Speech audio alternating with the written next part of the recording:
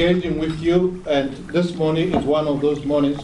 As you know, we give you every quarter a state of the system. And this state of the system normally is the one that is extremely important because it comes just before winter. So it's appropriate that we are doing it 2 weeks before the beginning of June, which is traditionally the period we consider as winter. But if you stay in Johannesburg, you know already it's a little bit cold and chilly. You know that in the morning the time has shifted. 6 o'clock is pitch black, dark. 4 o'clock is very dark in the afternoon. Without wasting much time, may I call upon our acting chairman, September Koza, to come and welcome you. Over to you, sir.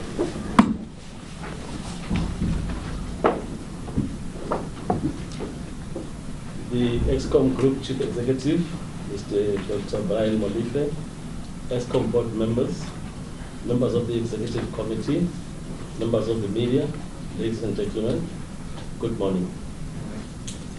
Today is a day of celebration. The mic. Well, it's okay. Give me the string for now. Okay. Take it down. Reorganize it again when there you are. Can he not just sit in his seat because the mic? Let him finish his session. Okay. All right. Okay, the Executive Group Chief, the Eskom Group Chief Executive, Dr. Brian Molife, Eskom board members, members of the Executive Committee, members of the media, ladies and gentlemen, good morning. Today is a day of celebration. We have achieved what many dictators thought we could not. As we discuss the quarterly status of the system, we now have the proof points in mind to illustrate the immense progress that Eskom has made in empowering South Africa. We can take comfort in the stride made by our employees, management team, in turning the corner our operational performance. Today I can confidently report that the status of Eskom system is solid. When His Excellency President Zuma visited Eskom last week, he expressed this significant improvement firsthand. He is quoted as saying, close quote, "I'm happy with the progress that Eskom has made. The company is moving in the right direction and that gives us comfort," close quote. As you know, Eskom has not implemented load shedding for the past 9 months. This is due in large part to hard work of Eskom employees who have implemented high levels of planned maintenance on our plants.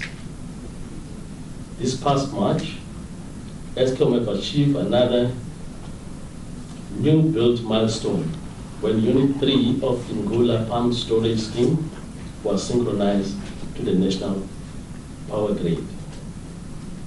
This is part of Eskom's larger capacity expansion plan, which will increase generation capacity in South Africa by more than 17,000 megawatts. We have also had units in Kusile and Medupi power stations successfully complete factory acceptance test, which is the first step towards synchronization to the grid. Finally, the Majua rail project is nearing completion and should be transporting nearly 21 million tons of coal by December next year.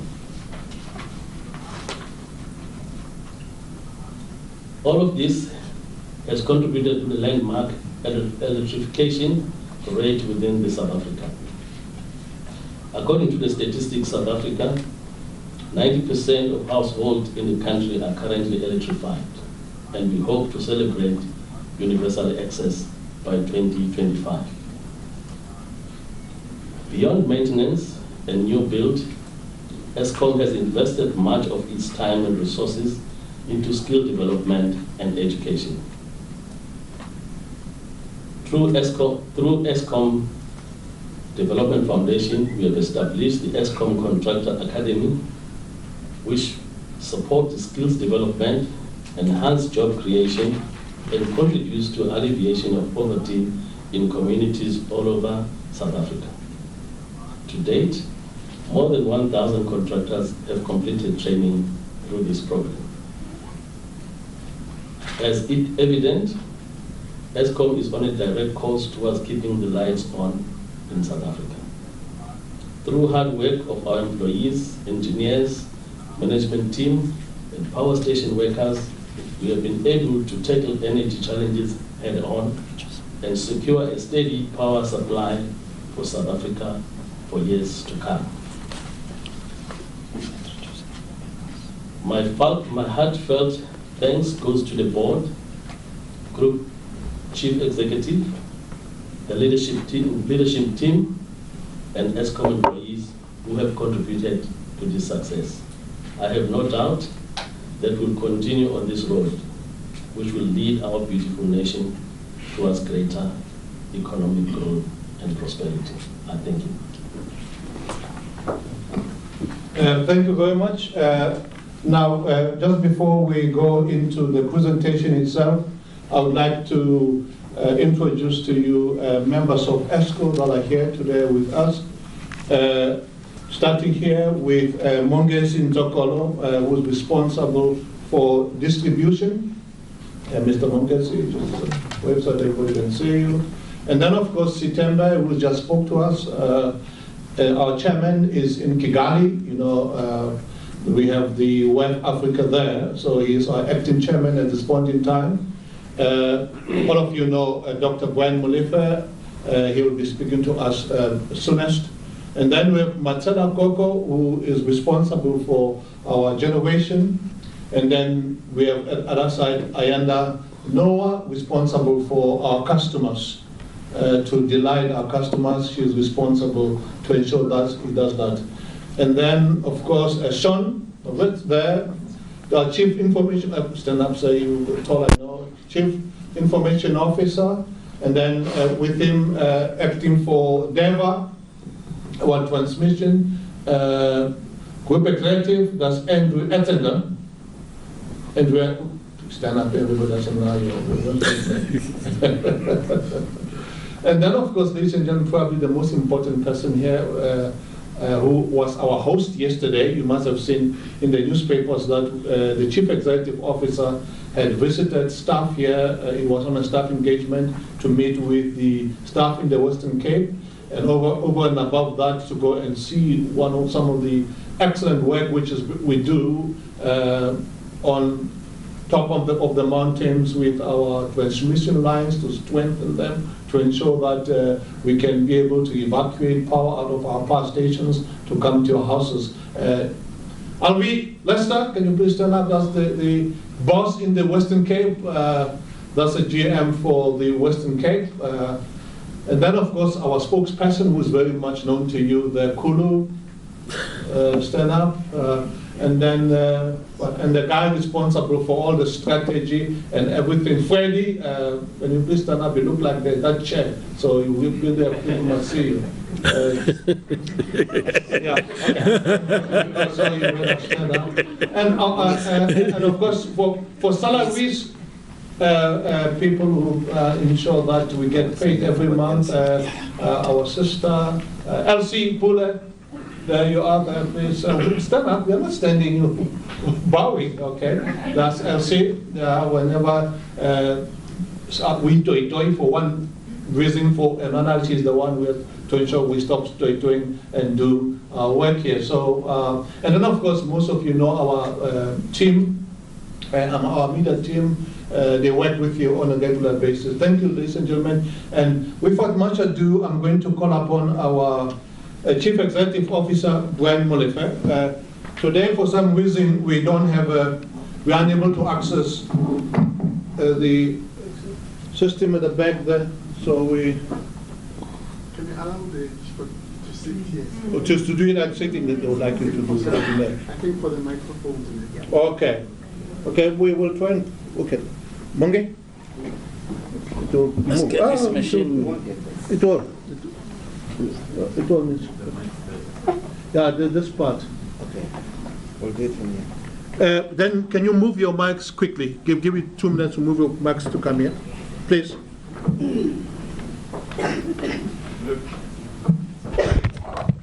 Oops.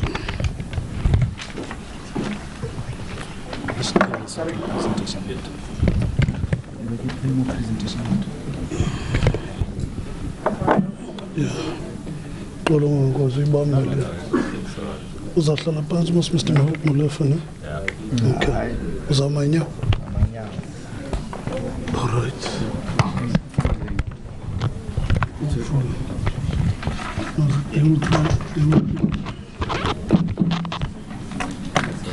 Freddy. Okay. Ready, key.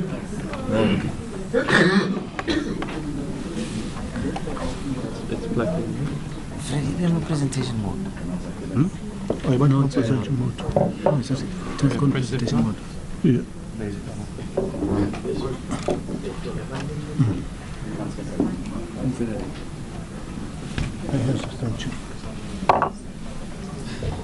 Good morning. Maybe must use the Morning. Yes, I'm sitting. No, I'm sorry, we can't have 2 mics on because then we can't record. The bottom mic, so just the 1 mic needs to be on. Okay, this one. Put on that one. It's on. Is it better? Thank you. Thanks very much. Okay. Acting Chairperson, as Chose was saying, we were visiting the Western Cape yesterday, listening to staff complaints and issues that staff have. Mr. Alvi Lester was with us, and Eskom was being criticized by some members of staff for the alcohol detection things that we have, where you have to blow in the morning when you come to work. And so members of staff were saying, but sir, you don't understand that in the Western Cape wine is cheap. So those are the issues that we were dealing with Mr. Lester there. And we did say to Mr. Lester that he must change his machines to increase the tolerance levels.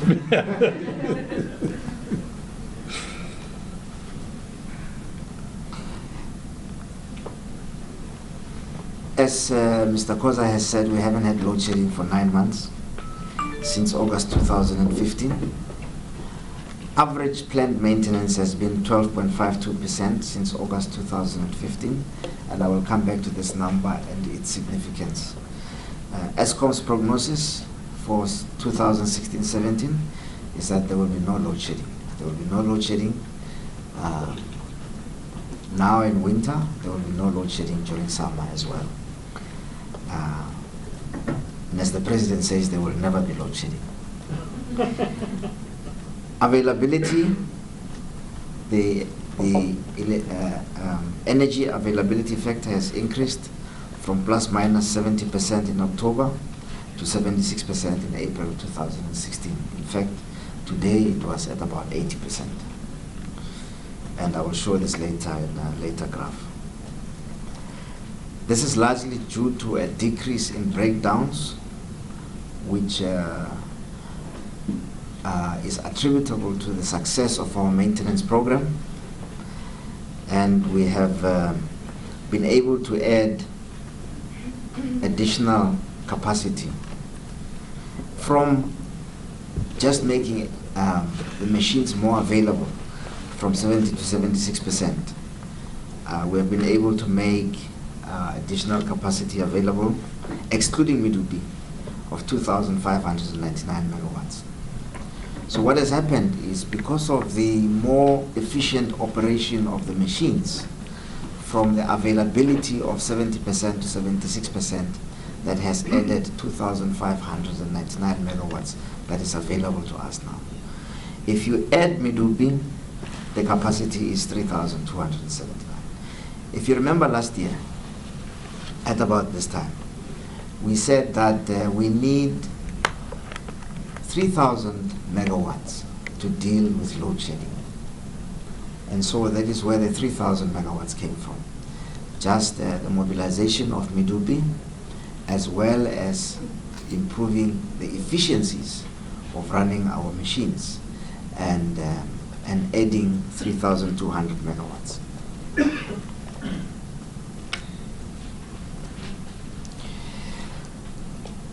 We have been able to, in the first part of the year, synchronize the first 2 units of Ngula, Unit 3 and 4, to the national grid ahead of schedule on the 3rd of March and the 25th of March respectively.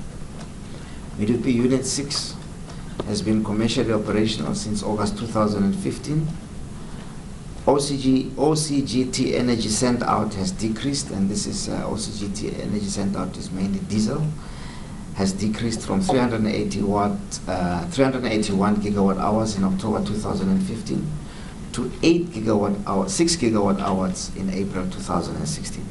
This has resulted in a decrease in diesel costs from 854 million in October, from August 2015 to April 2015, from 854 million to less than 25 million in April 2016.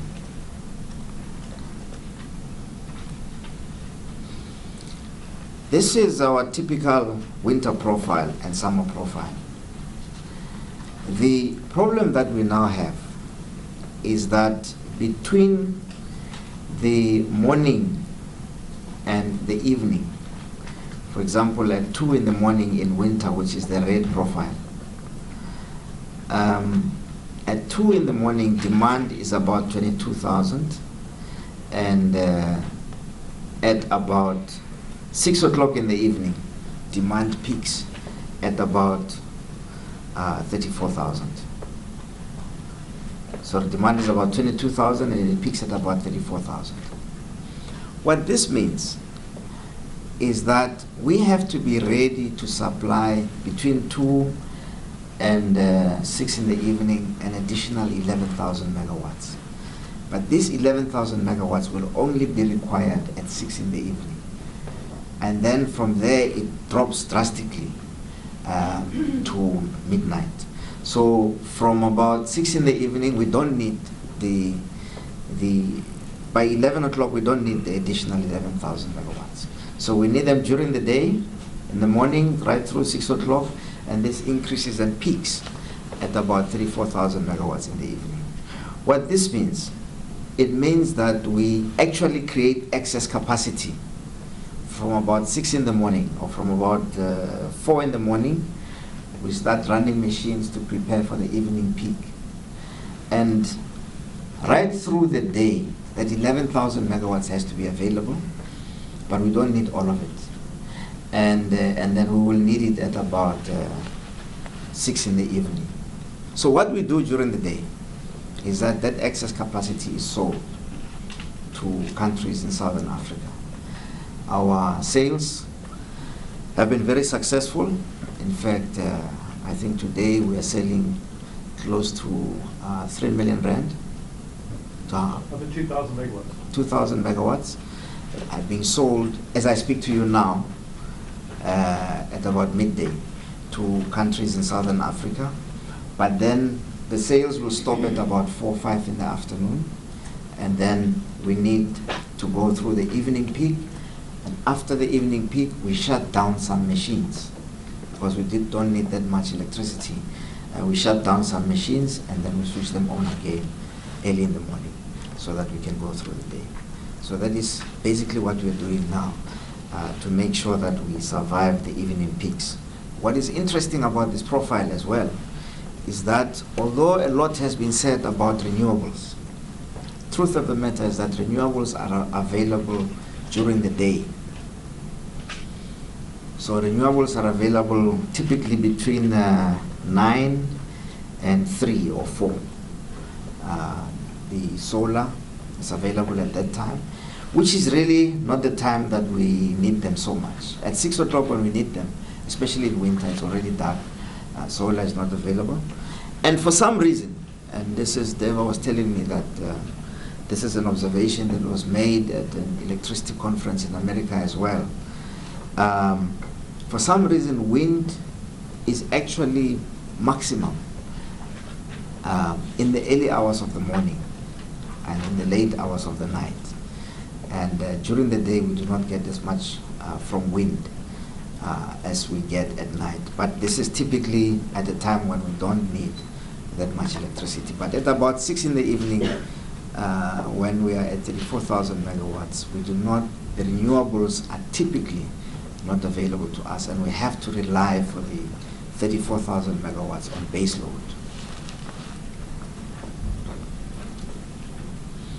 We have implemented what we call the Tetris maintenance plan, and I will show you how it works in a little while. It has been optimized to ensure that we do not encounter load shedding. The optimization of Tetris has been done with, within the following parameters. Parameters rather than criteria. We have set ourselves a summer maintenance budget of 11,500 megawatts. What that means is that we will allow ourselves to have breakdowns plus planned maintenance plus load losses of about 11,500 megawatts in summer.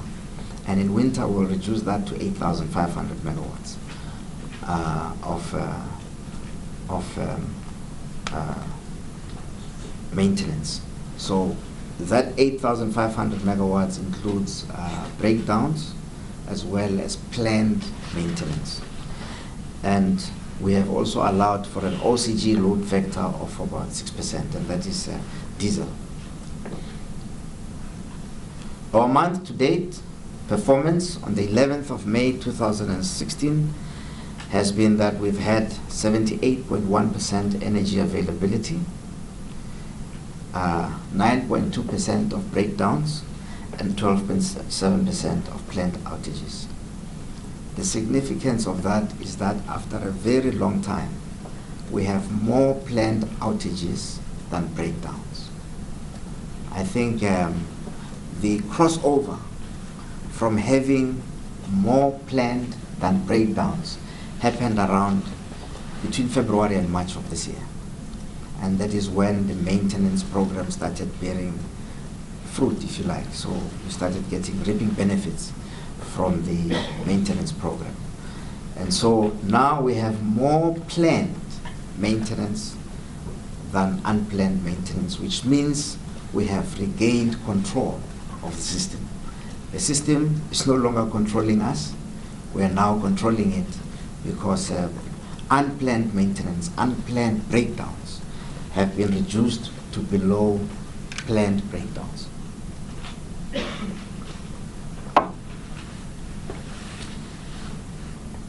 In terms of our existing generation sustainability strategy, our aim is to achieve 80% plant availability, 10% plant maintenance, and 10% unplanned maintenance. In fact, in terms of our corporate plan, this was supposed to be achieved in 2021. 3 years ago, Eskom set this target and said we will achieve it in 2021. But I think that we have already achieved it, because I think actually today we may be at 80, 12, 8, something like that. But we'll see just now.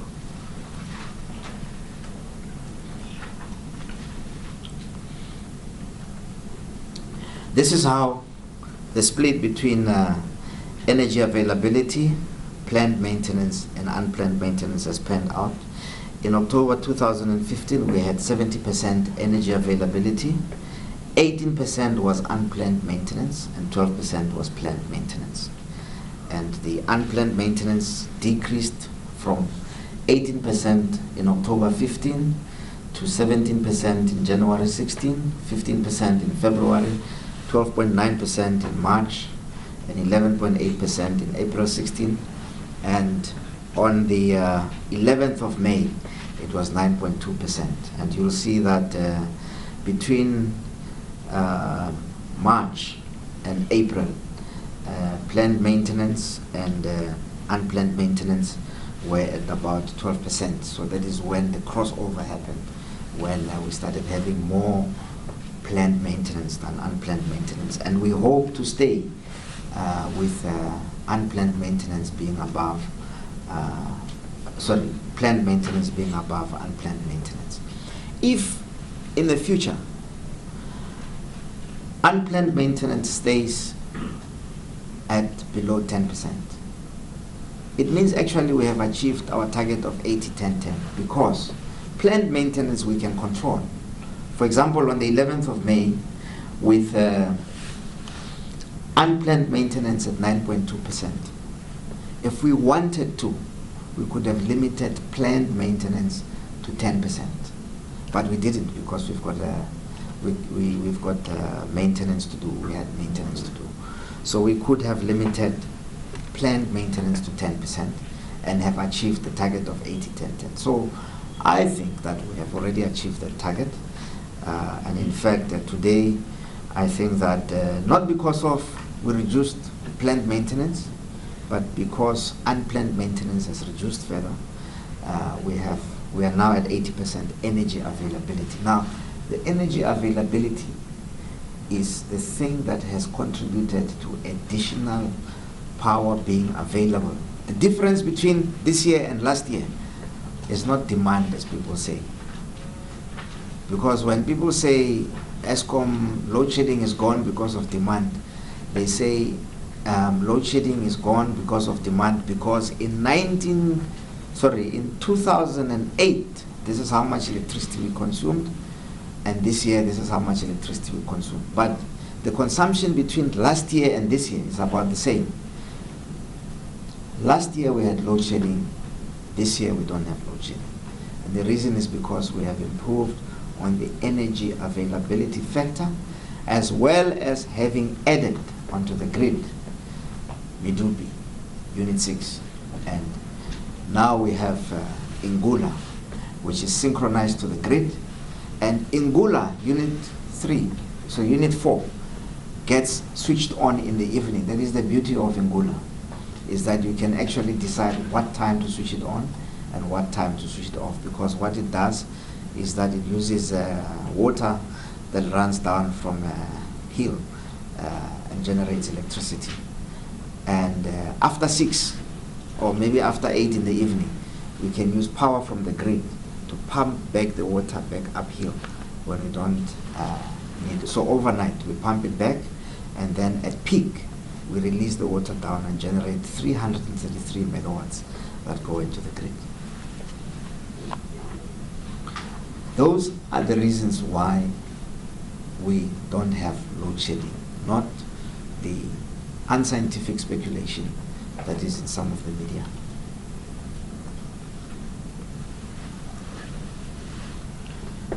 The use of diesel, as I have said, has decreased as a result of improved generation availability. As I said earlier, the costs have reduced from 854 million in October to 25 million by April. Perhaps in winter, the usage of diesel may increase if we experience problems with plant breakdowns. But we think that that is an option that is available to us, and that will make sure that if we really have to switch them on to avoid load shedding, the diesel will be available. It will come at a cost, but it is a cost that we think will absorb. And we think this is where the regulator made a mistake in saying that we cannot recover diesel costs, because we need diesel costs in a winter like this one in case we have plant breakdowns and we need to turn on diesel to avoid load shedding. the cost of using diesel is less than the cost to the economy of load shedding. And so we stand by that principle, and we will continue to use diesel if we have to, even if we do not recover it from the regulator. We'll see where we get the money.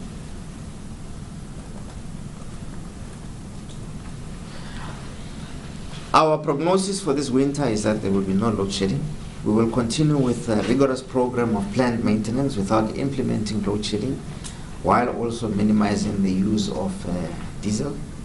For winter, Eskom is targeting a maintenance budget of 8,500 megawatts, and renewable energy will contribute up to photovoltaic 800 megawatts and wind 500 megawatts of the total installed capacity of 2,310 megawatts. That is the other thing with renewable energy, is that on a day like this, although the installed capacity of renewables is 2,310, it is very unusual to get the entire 2,310 from both wind and solar in one day. So typically, they only give us about 800 from solar and 500 from wind on a good day. And so that is the other issue. And they give it to you during the day when you need it at peak.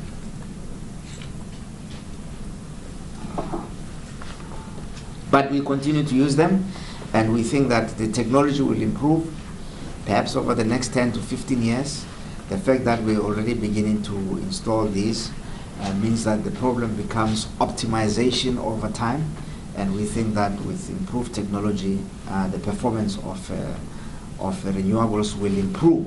But at the moment, we cannot rely on renewables to take away load shedding, because we need to eliminate load shedding at 6 o'clock in the evening at peak. And those are the hard cold facts that confront us on a daily basis as we manage this system.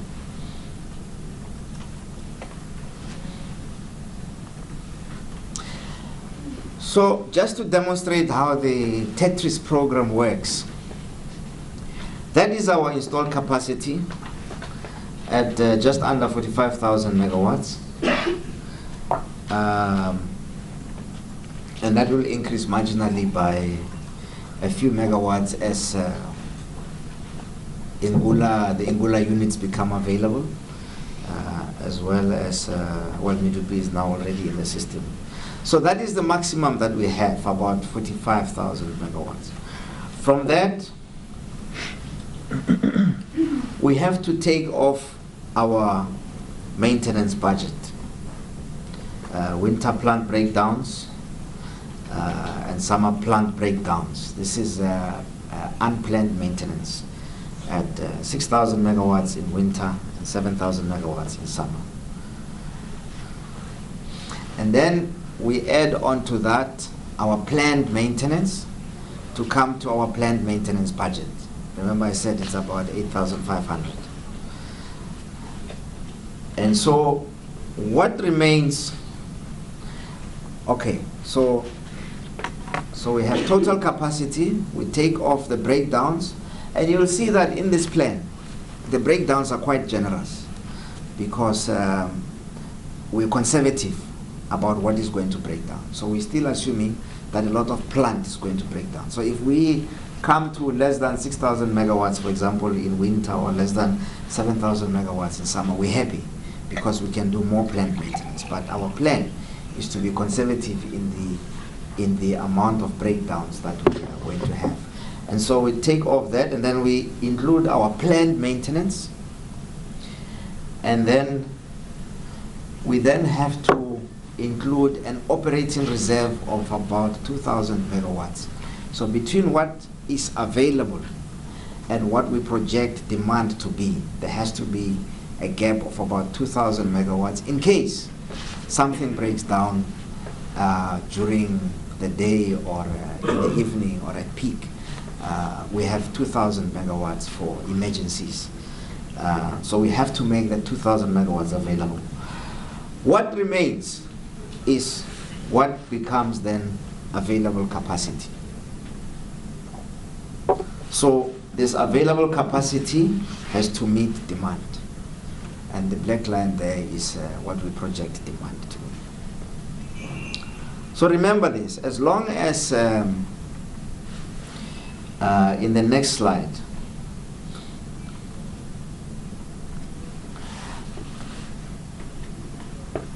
as long as we know what our available capacity is, which is that red line there,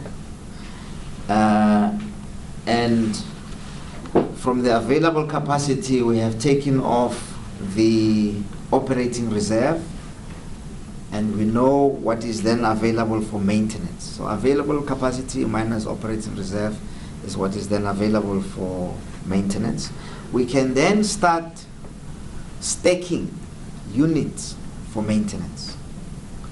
In this particular instance, for example, that is Hendrina Unit 7, which is about, this very small unit, maybe about 80 or 90 megawatts. 180 megawatts. Hendrina Unit 7 will be out for maintenance from the 5th of May to the 30th of August. So Hendrina Unit 7 has got a slot for maintenance from the 5th of May to the 30th of August. And then we start staking units like you're playing Tetris. And so the next one, we put in Krill Unit 5. And so you'll see that we're going to try and stack these units until we get to the operating reserve. Because the moment we breach the operating reserve or breach the red line, you start having load shedding from maintenance, planned maintenance.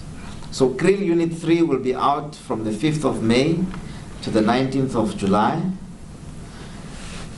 And then Tutuka Unit 3 will be out from the 1st of June or 29th of May to the 12th of August. Camden Unit 3, it's a small unit. Tutuka Unit 3 is quite a big unit. Camden Unit 3 will be out from the 19th of June. I can't even see which one. Komati Unit 2 will be out. Letawa Unit 6 will go out on the 22nd of June. And so we continue taking the units like that, like we're playing Tetris. Grotvlei,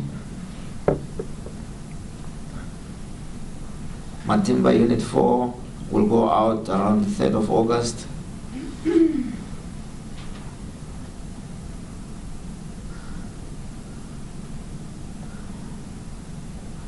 So this is how Tetris is played. Those of you who grew up in the 1980s will remember this. We have young engineers playing this game every day with our units and maintenance. And so this is our maintenance plan from the 5th of May to the 30th of August. And you can see in terms of this maintenance plan, we are very far away from the red line. And so we do not plan to breach the red line and have load shedding, because if we breach the red line, we have. So we have this plan of maintenance, and then we have the operating reserve, and only then do we get into the danger zone. It does not mean that something will go terribly wrong, will not go terribly wrong, and make us breach the red line. When that happens, we switch on diesel. And when that happens, and we switch on diesel, and even that is not enough, then I'm sorry.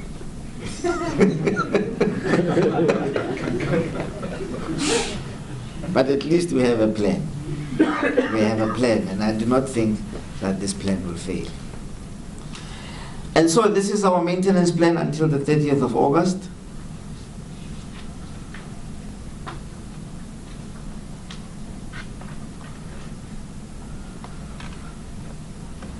And this is our maintenance plan from the 1st of September to the 30th of December.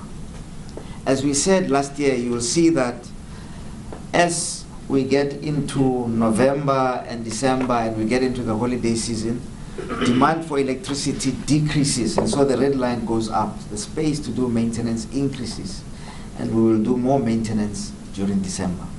And that is what it shows there. And so we'll do a lot of maintenance during December. Already, we are getting ready for maintenance that we're going to do in December. Identifying the machines, because we know which machines will go out for how long and for what in December already. We're identifying those machines. We're buying the parts that we're going to require so that the outages are minimized. We try and get the engineers, because a unit gets allocated the specific time for maintenance in Tetris. And we expect the engineers to bring it back into operation before, actually. It's better for them to bring it back before the time runs out. If the time runs out, it means that if they run out of time and they need an extra week or an extra two to do maintenance on a unit. This Tetris, there are guys who play this Tetris. They start playing around with it again to make sure that it stays under the red line. The guys that are doing these things are less than 25 years old. They are young guys that have just qualified, bright students that have come up with this idea, and it's actually very exciting to watch them work. I think next time we do system status, they must come to. One of them is here. Where is he? Stand up. Yeah, it's people like him.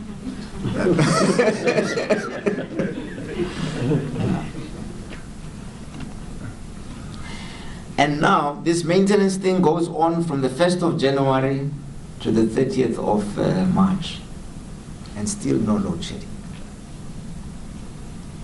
And this is what prompted the president to say there will never be load shedding, because to go and breach that red line, it must really be some act of sabotage or something.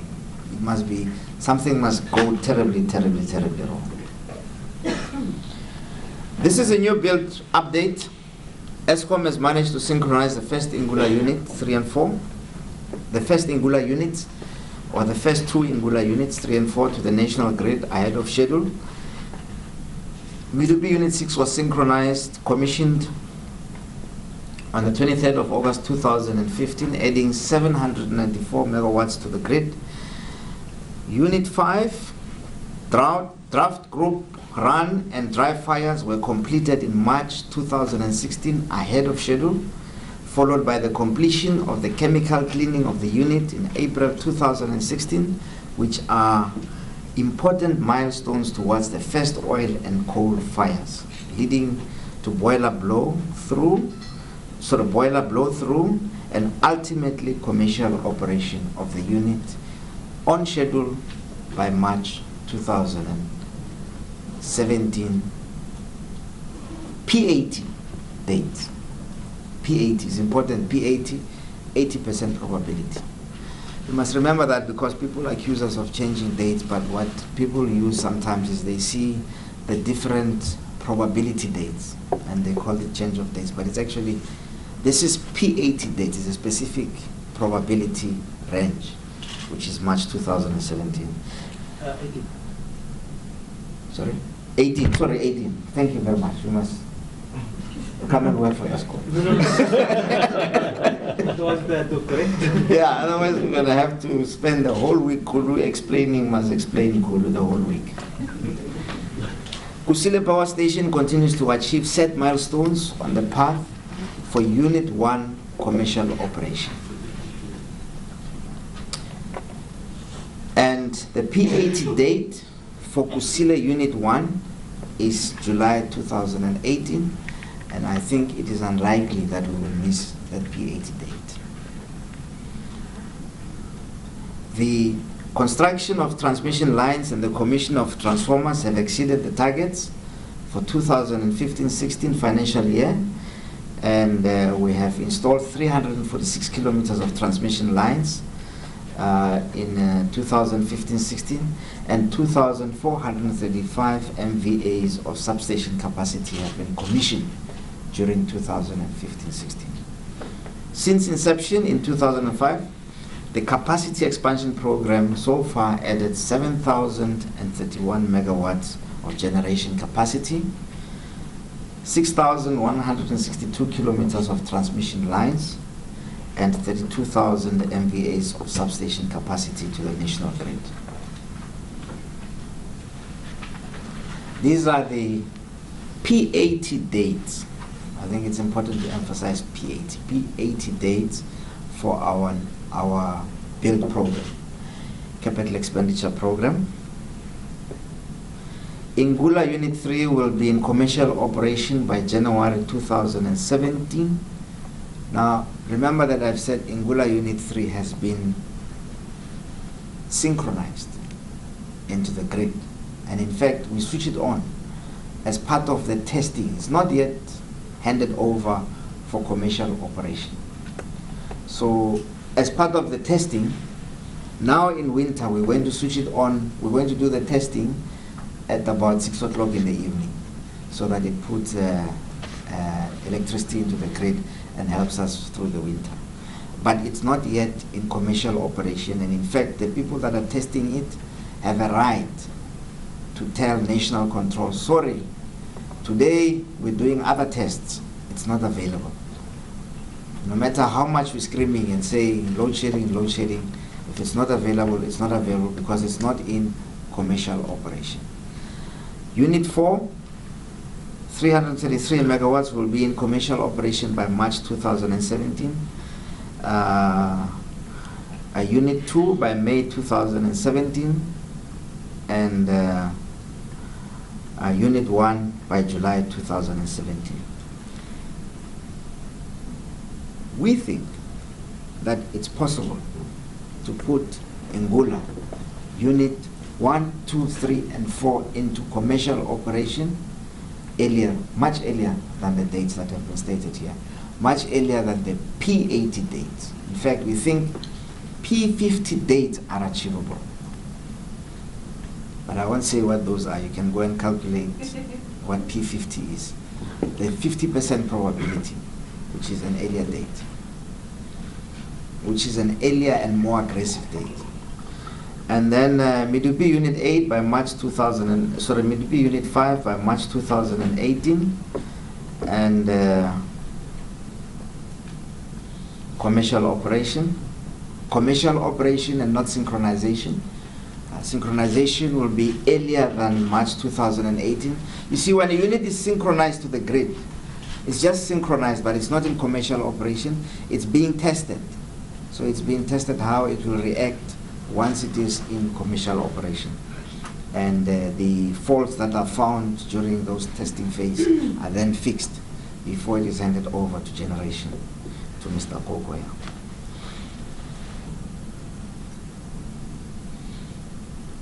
And so, beyond the MYPD3 period, we expect to add 5,620 megawatts to the grid. And this is what it looks like.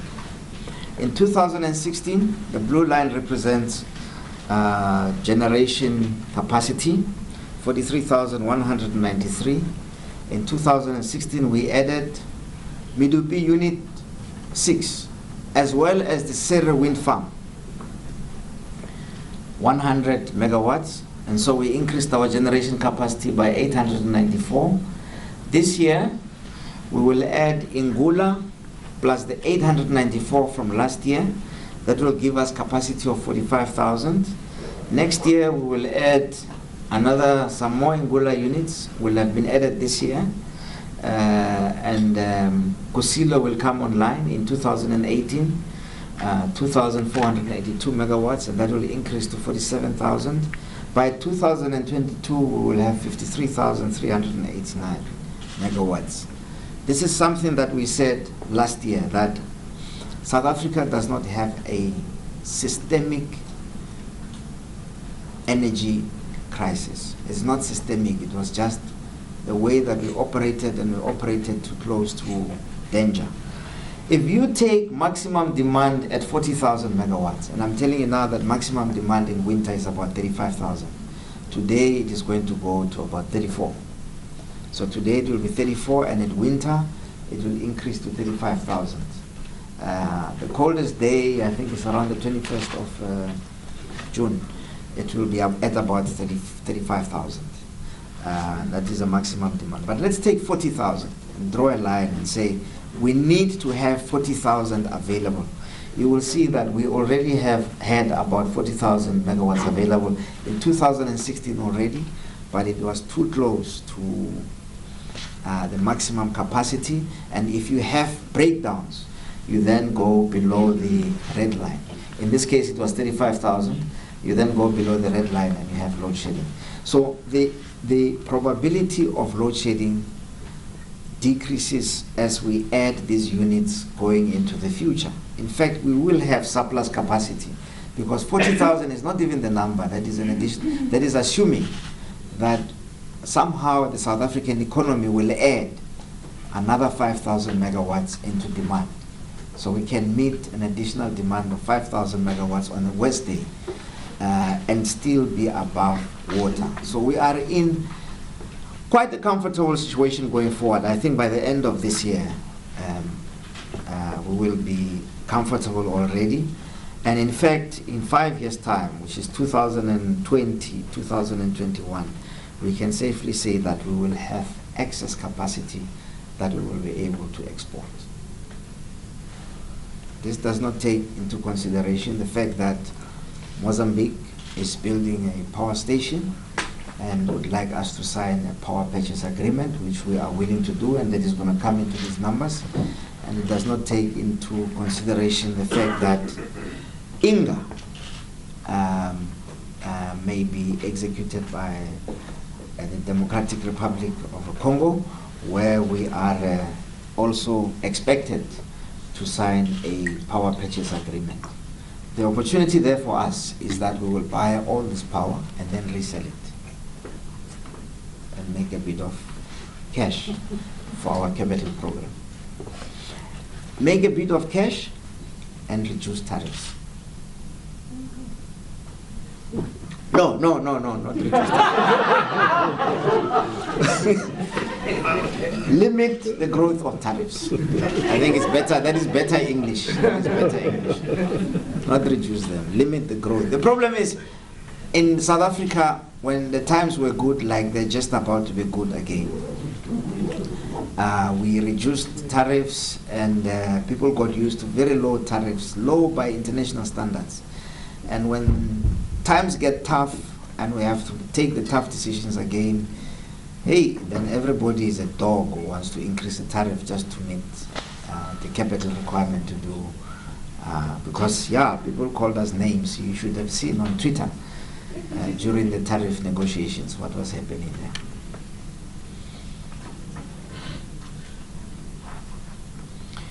This is an update on two disasters that we have, the Majuba disaster as well as the Duva disaster. Construction, completion of the permanent solution for the recovery of the coal silo at Majuba is on track for completion by end of December 2017. You will remember that at Majuba we already have Majuba operating at full capacity, so this permanent solution is not going to add on additional megawatts. It's just a permanent solution. And then Duva Unit 3, the contractor has been appointed, finalization of contract details is in progress, and contractor will be on site by June for construction to commence. In conclusion, the reasons we think we did not load shed in the last 9 months is because of leadership at Eskom, both from the board and the executive management, as well as the shareholder, the Ministry of Public Enterprises. There has been great leadership over the last 12 months of Eskom. Additional capacity was added, as I have indicated, Medupi Unit 6, Didisa, which is a diesel peaking plant based in Port Elizabeth of 334 megawatts, and Ingula Unit 4 is available for dispatch at 333 megawatts. This new capacity will be added. The Avon IPP peaking unit will be commissioned by October 2016. Ngula will be commissioned in 2017, Midupe will be commissioned in 2020, and Kusile will be fully commissioned by 2022. And we have had improved plant performance, which has given us close to 2,500 megawatts over the last 9 months.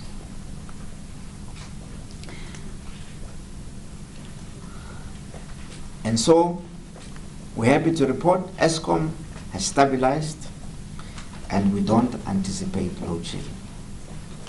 To date, we have not implemented load shedding in 9 months, except for 2 hours and 20 minutes. We will continue with planned maintenance and will remain focused on delivering on our capital expansion program. By the way, the 2 hours and 20 minutes was in August already, so it's not like it was sneaked in now last month somewhere. And we appreciate the support of all our customers, and we urge them to continue to use electricity sparingly at all times. Once completed in the next 5 years, our capacity expansion program will increase our generation capacity by 17,384 megawatts and transmission lines by 9,700 kilometers and substation capacity by 42,000 MVAs. This will enable us to provide security of electricity supply to South Africa, South African homes and business, powering economic expansion and extending electricity to millions of households. The trust that Moody's has placed on us is not misplaced. We think that we will be able to get the South African economy to be growing again. Thank you.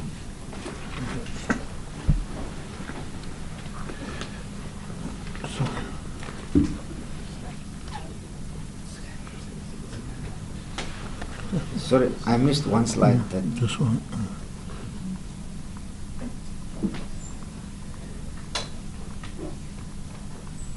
I know where it is. This is from.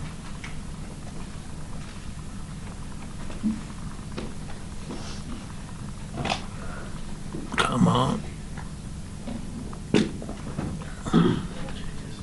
Yes. Yeah. Sorry, I missed the slide. This slide is today's performance. You will notice that today at 1800, we will have planned maintenance of 4,018 megawatts. We will have forced outages that we already know about of 3,060 megawatts. We will have partial load losses of 1,710 megawatts. And so total forced, planned and unplanned maintenance will be 4,270 megawatts today at 1800 during peak. And we expect 895 megawatts to return from outages. So there are engineers that are working on fixing certain plant, and so they expect to switch on about 895 megawatts. And so at peak, at 1800, we will have 44,175 megawatts operational. We don't expect to have capacity or generation constraints. Capacity available will be 35,387. And the capacity available will be 35,387, and capacity available excluding gas will be 33,000. Load forecasts will be 32,943, and tonight at 1800 we will have surplus energy of 444 megawatts.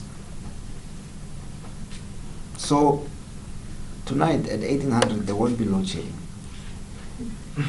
And we will go through, and then from 1800 you'll remember that demand goes down.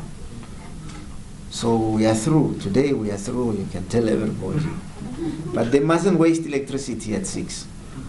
The demand has to stay below. If suddenly there is a spike, and people start switching on everything, and more than 444 megawatts, then we will have a problem.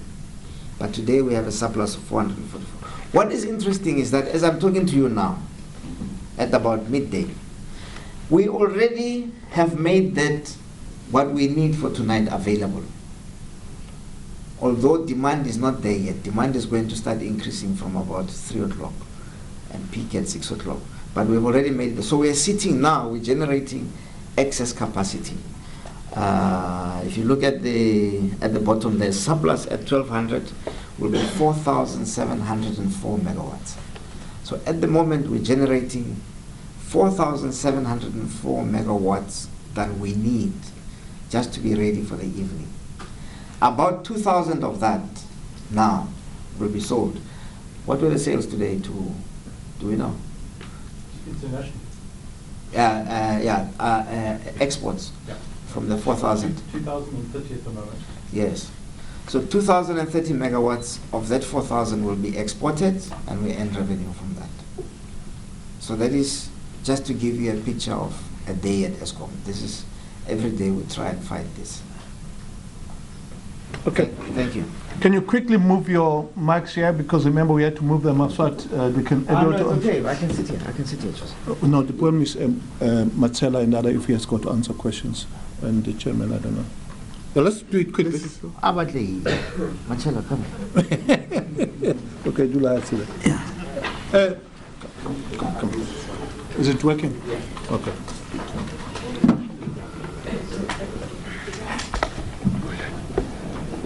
Well, thank you so much, Mr. Molefe and Mr. Choi. We will take, I would say, maybe 5 sets of questions at a go. We will start here in Cape Town, and then at a later point, we'll go to Pretoria, where we also have another team of people who will be joining us. So if I can get an indication by show of hands as to who would want to go first. So the plan is to identify yourself and the organization, and the questions you can just throw them. Mr. Molefe will facilitate as to who from his team will be taking those. I see Marcia, I see Carol, I see Bonga, I see Gay, and the gentleman in the center. So I'll take those first as our starting point, and then we'll take it from there. We'll start with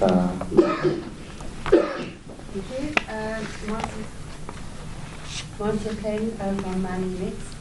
I want to know, in terms of your projections and your expectation of oversupply, if you can just talk about that relative to the rationale behind any nuclear decision.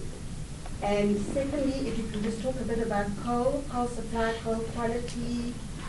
And it's hard to see from the graphs, but it looks like Hendrina will be, or a lot of Hendrina will be out of commission for a lot of the year. What that means for the Gupta company, and whether they have paid their fine. Thanks. We will take Carol. Thanks. It's Carol Payton from Business Day. Just to clarify those numbers you were talking about, the energy availability factor of 76. So over what period are you saying? Are you saying like a month, the last month to date, or over what period is that 76? And then in terms of what you added, you spoke about having added extra capacity of 2,599 just from additional capacity due to less unplanned breakages. And then you added another 700 for Medupi. But what about the other ones you then spoke of later, the Didiza and Angula? So I just want clarity on those figures. And then also on the question of sort of risks going forward, how do you see those risks, Mr. Molefe, especially with regards to securing coal for your coal stations? Thanks. Bonga. Thank you. Bonga Dwane, eNCA News. CEO, the Minister of Water and Sanitation talk about needing desalination plants to end, which they need electricity to end the drought. What kind of pressure or demand they need from Eskom with that need to electricity can afford that, the cost when looking at desalination plants? as you say, that there might be help to end the drought. And number two, you spoke about the renewables and the solar not adding enough capacity to help with load shedding. Do you have a time of when that capacity might come through, or when they might be able to generate enough capacity to help end load shedding going forward? Thank you. Okay, I'm covered actually, thank you. Thank you. And the gentleman at the back. Good morning, Craig Dodds from Independent Newspapers. Two questions. One, given that you've had this improved capacity performance ahead of where you expect it to be right now, could you elaborate on what sort of impact that would have on your revenue at this stage? And then secondly, given that you have this reduced reliance on the open cycle gas turbines, do you see an opportunity to convert those to gas at some point in the near future? Thanks. And before Mr. Malefe assigns as to who is going to answer the questions, let me also just take this opportunity to remind you that last year, on the 12th of month of May, which is exactly a year, we issued a statement saying that from 5 o'clock there was going to be stage 2 load shedding. This year, things are looking much brighter, and we don't have load shedding. Mr. Malefe.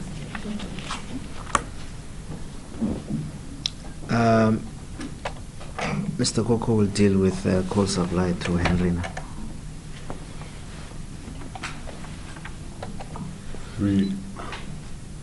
We have a take or pay contract.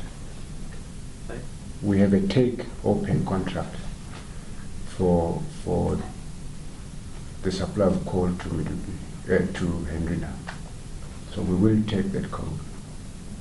Our production plan and our energy plan takes into account our plant maintenance. So whatever we contracted to take from Henrina, from Optimum Mine to Henrina, we will take. And what we do not burn, we stockpile it, or we move it to other sites. We run an average stockpile days of a minimum of 42 days at Henrina Power Station. So what is contracted for, we will take. If you remember that take or pay contracts mean that even if you don't use the coal, you have to take it. So what we do is we take the coal and we stockpile it. But when we do the planning, we include the maintenance period so that we minimize the penalties from take or pay. The other question was about the optimum fine of 2 billion. That fine still stays in place. I think that they have not announced that they are out of judicial management. They call it something else now. Business rescue. Business rescue. So while they are still on business rescue, we cannot legally pursue that claim. And we will pursue it as soon as the business rescue ends. Nuclear. The beauty about nuclear is that it, like Kubek is performing at the moment, it is base load, so it becomes available 24 hours a day, as long as the plant is running. And so on a day like this, at 6 o'clock in the evening, you don't see it disappearing like the sun does. And so that is the beauty of nuclear. That is why we would support additional base load from nuclear, because what that does is it increases that blue line and drives us further and further and further away from load shedding. And in fact, beyond just pushing us away from the possibility of load shedding, it makes it possible to sell electricity at peak. So the countries that we sell to, Zambia, Zimbabwe, and Botswana, Zambia has been experiencing a lot of load shedding, up to 8 hours a day. And although we are able to help them during the day, like at this time, we are not able to help them in the evening at 6 in the evening. And so that will increase the possibility for us to start selling electricity at peak and generating more revenue for South Africa. We think that with the power supply dynamics in Southern Africa, you cannot have too much power. You cannot have too much electricity. The challenge is for us to start building bigger and better transmission lines from South Africa into Southern Africa. The transmission lines that are in place at the moment will not be able to deal with the surplus that we anticipate in a couple of years. And so part of what we need to do with our capital expenditure program of 350 billion over the next 5 years is to allocate some money for transmission lines, bigger and better transmission lines, so that we can sell electricity and make electricity available to countries in Southern Africa. Hopefully, in the future, we'll be able to build power stations outside of South Africa and be able to help with the electrification of the entire continent. EAF of 76%, what was it on average? The year-to-date figure from the beginning of our financial year till where we are today is 76.5. Average. Now, Chair, if you allow me, I need to talk to this because, and we tend to forget very quickly. In October, leading up to November last year, we had the beginning of the war room.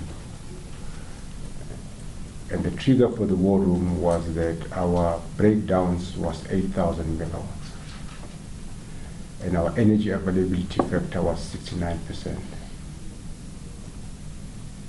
The breakdowns today are sitting below 5,000. And our average energy availability factor is 76.25%. And we have unlocked and we've worked out, including Medupi and current operations, 3,200. The reason I'm picking this up is because I read an editorial yesterday from Financial Mail and other newspapers, and they go like this: it is not the competency of Eskom guardians that has stopped load shedding, but it is the decline in the demand that has stopped load shedding. That's what that editorial said. That's part of the story. The fact is, and numbers do not lie, that our energy availability factor plus Medupi has added to the grid over 3,200 megawatts. And that is purely because of the operational improvement that Dr. Molefe and the financial director and the board of Eskom has brought into Eskom. Whether you dispatch that or not is something else. The capacity we have today is higher than the capacity we had yesterday. The capacity we have in May now is much higher than the capacity we had when the war room was invented. In fact, Mr. Koba, you give Sekonati Manjanja too much credit. He actually says that we don't have load shedding because we employ journalists. And that we pay our journalists better than they are paid at Times Media, and that is why we don't have load shedding. It was quite a ludicrous argument, and I look forward to meeting Sekonati and asking him exactly what he meant. But that was not the case. In fact, if you look at the demand profile, which is consumption of electricity last year and the consumption of electricity this year, it's not very different. And last year we had load shedding, this year we don't.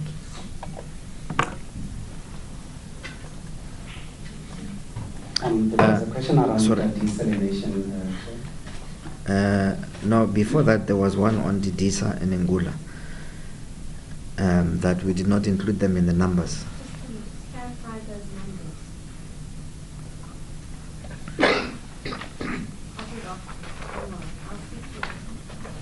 Yeah, but the Didiza numbers are not included in the numbers I've told you. The Ingula numbers are not included in the numbers I've given you. And this is the beauty, and we are a productive country. And the president is not wrong when he says from where he's sitting there will be no load shedding. Because not only has Eskom added over 3,200 megawatts, but outside Eskom and driven by government itself, that we are having additional capacity. Not only Didiza, but Avron is also under commissioning as well, that adds into the capacity of the system. So the 3,000 It's purely Eskom. It includes Didiza, it includes Avron, and it excludes Ingula because we are busy with the commission of Ingula. Now Ingula alone, and the chief executive, group chief executives alluded to the accelerated programs. We will be able to surprise many. Yeah. Yeah, Ingula is not included because it's not in commercial operation. So they can take it away anytime, the engineers that are still commissioning it. And the Didiza is IPP, so that's not part of Eskom's generation capacity. Risks. What are the risks of securing coal? We have committed on our coal for the next 5 years. So the proverbial coal cliff does not exist. We've also secured coal that includes Kusile Unit 1 and Kusile Unit 2. Did you get that? We have contracted all the coal that we need for the next 5 years. And we will continue to conclude long-term contracts like Anot, which is out on tender, and we will hope to conclude it by September, October, the long-term contract for Anot. So, but we have coal for the next 5 years contracted already. And that is what we look at. We just want people that can supply us with coal. We becoming less and less interested in their OPEX and their CAPEX. Let them build the bakeries. We just want the bread. And the capacity that we will need to assist the Department of Sanitation with the ending of the drought. Now, this is quite exciting for us because what it does is that it creates demand. We've got plenty demand. The numbers you've seen in 5 years' time will peak at 52 gigawatt. And for us, part of what we do today and part of what the president has been doing when he visited Eskom is to signal to the business out there that the energy security is guaranteed. So, power for sanitation plants, piece of cake. Slice bread.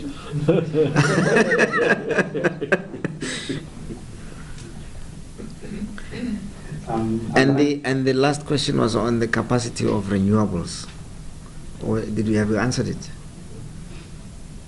That the renewables are not counted in the numbers that we're showing because those are Eskom numbers.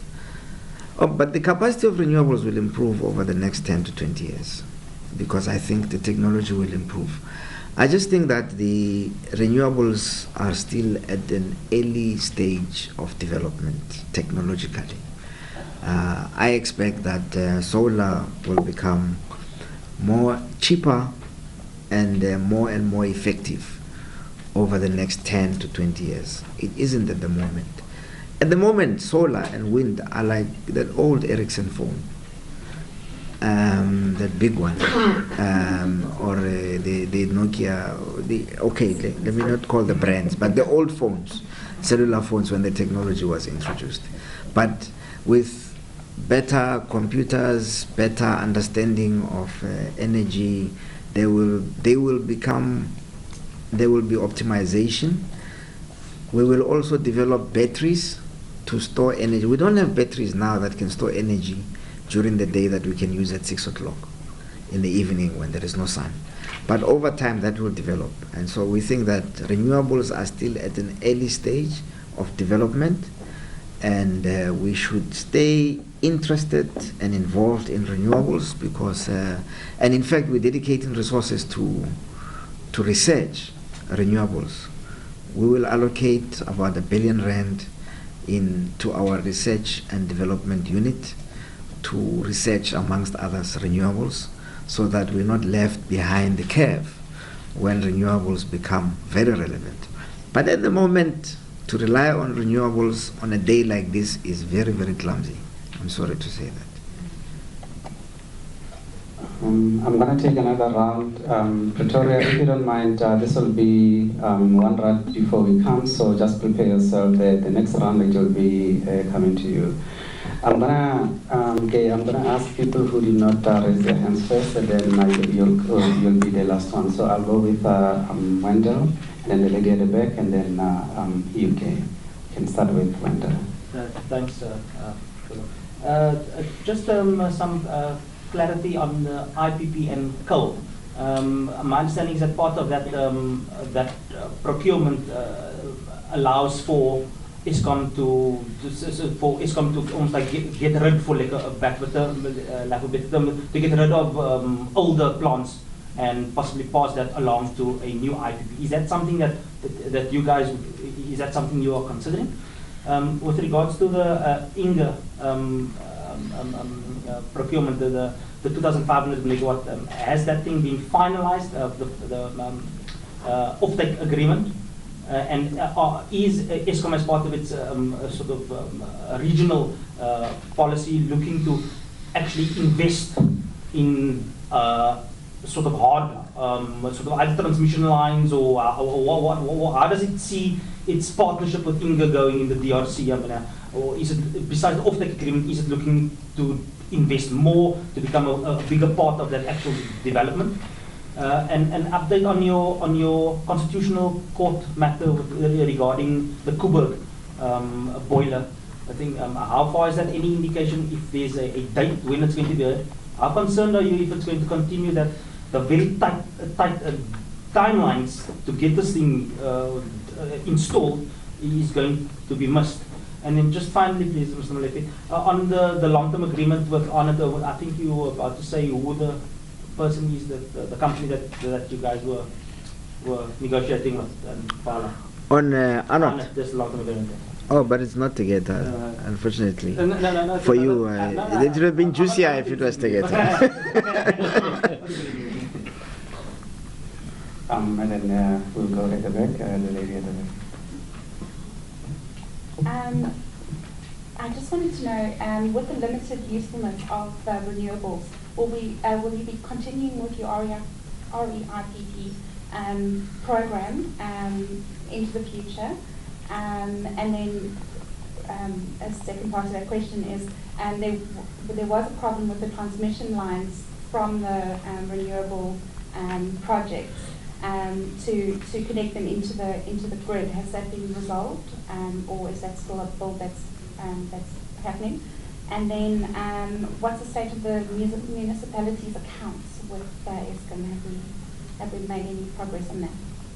And if you don't mind, next time, sorry, let me just call you a lady and things like that. You will obviously continue to be a lady, but I'm just going to ask you for your name. It's not guaranteed. Sorry, I'm James from Cape Business News. Thank you so much. And then last one, okay? Thanks. Just given the lead time in terms of nuclear builds, talking about a decade, why not just go with the renewables? Maybe give Elon Musk a call about the batteries. And then just in terms of Eskom, looking at the capital that it sunk into helping mines get set up, are you going to be looking to get some of that money back? Which one? Cosmos. Yeah.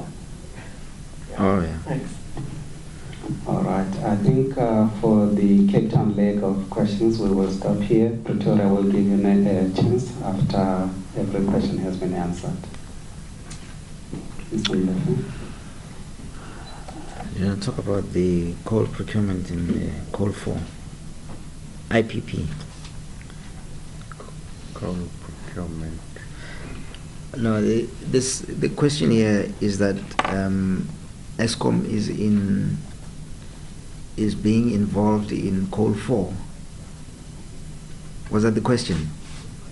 Or what is Eskom's role in coal 4? No.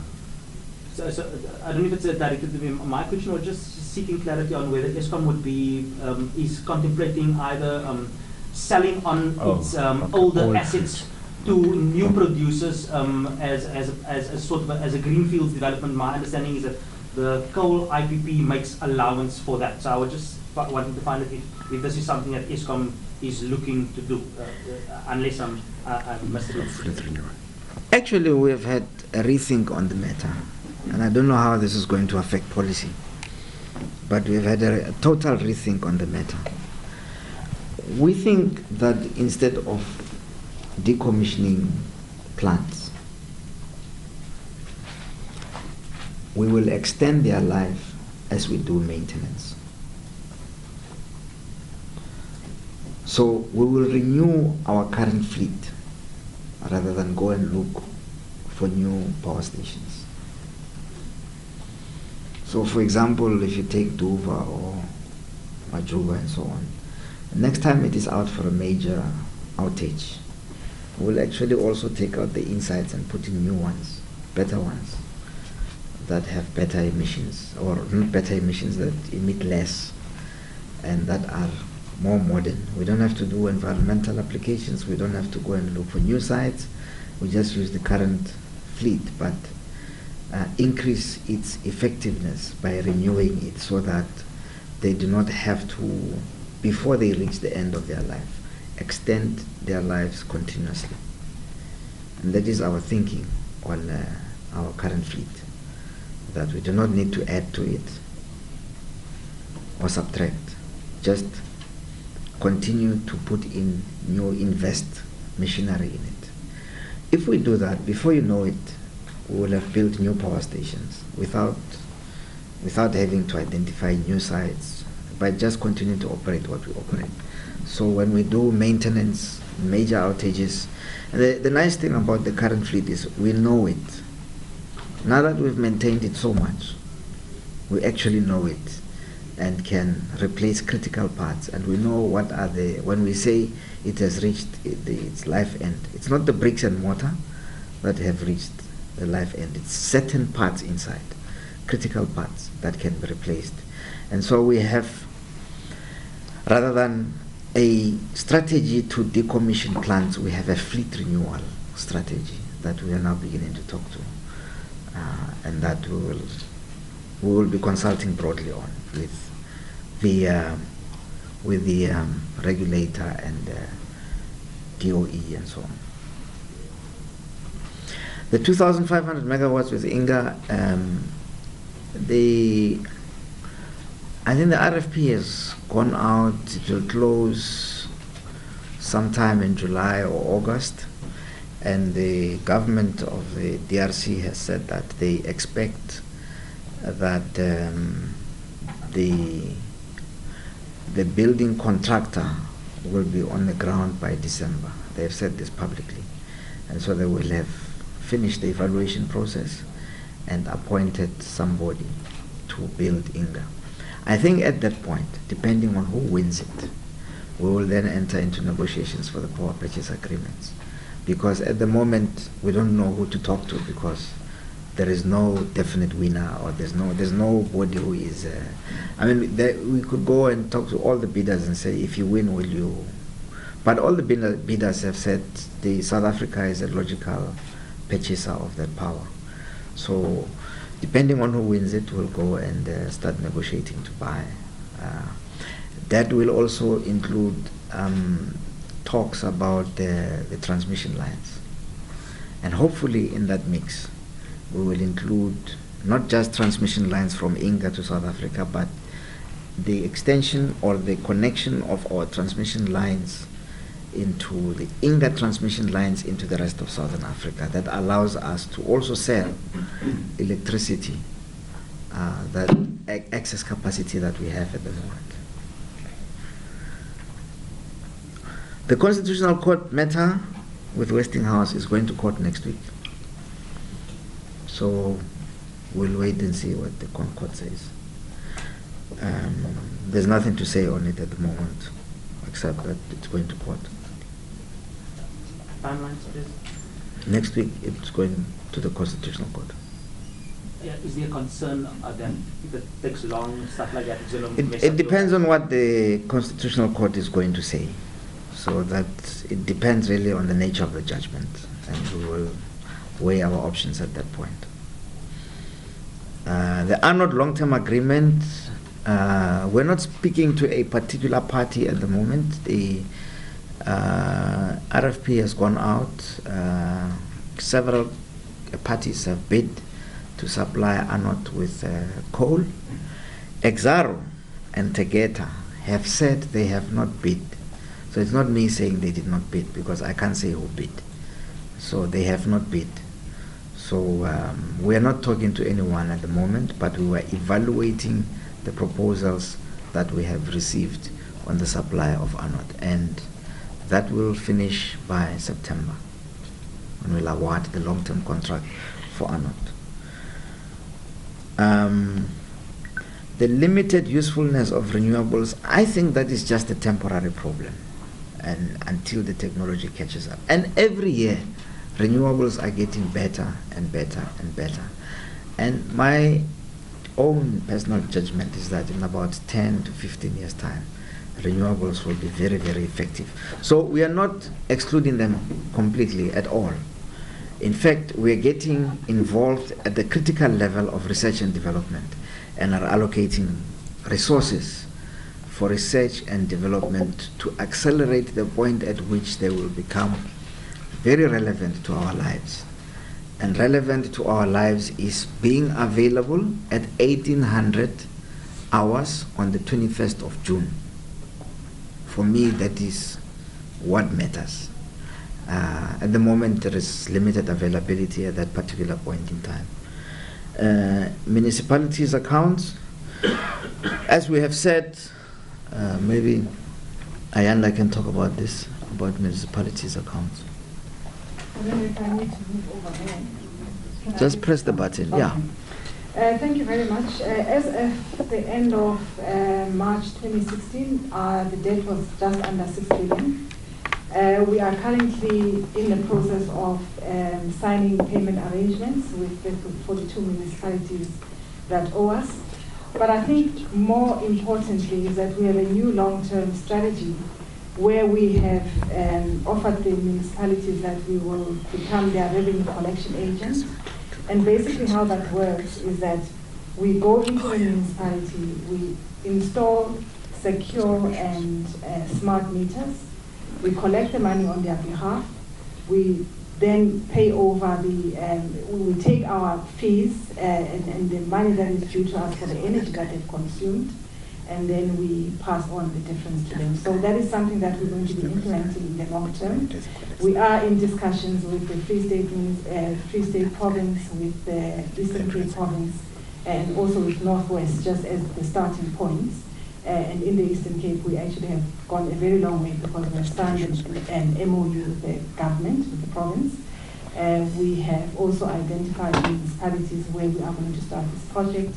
And we believe that at least in one municipality we should be able to do that by the end of the year. And then there was a question about the transmission lines for renewables, that there have been problems. I think Andrew Etzinga and Mwongezi will talk to it. Mwongezi is from distribution, Andrew is from transmission. I don't have a microphone, but sorry for taking my back on. Chairman, yes, the renewable energy program that the Department of Energy has been running since 2011, there have been 6 bid windows, a total of 106 renewable energy projects, and of those we've connected 46 already. So remember that these have come in waves, so we're keeping track both in terms of the connections as well as the strengthening of our grid. So it's important as well to note that our transmission grid was not originally designed, for example, to bring a lot of power in from the Northern Cape or from the Eastern Cape for that matter on the wind. So it's about grid strengthening our own infrastructure as well as providing that last mile grid connection to the IPPs, but so far so good.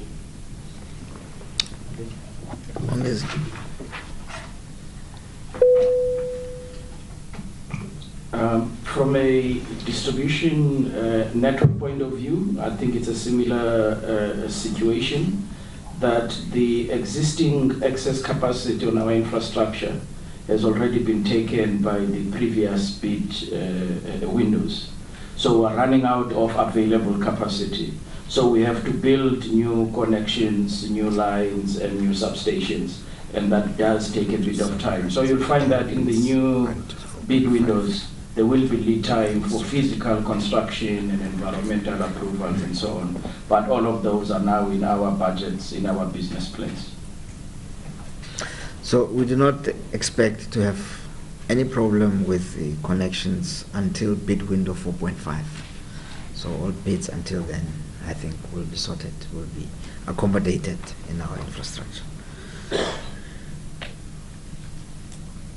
The time it takes to build nuclear is 10 years, it's a decade, that's true, which is why the sooner the clock starts ticking, the better. And then, are we going to recover the cost plus money from the cost plus mines? What we have said is we would like to talk about that. Yeah, we have appointed a firm of lawyers to do an audit on all the assets that are sitting with the cost plus mines. We want to identify all assets that we have paid for that are not currently sitting on our balance sheet.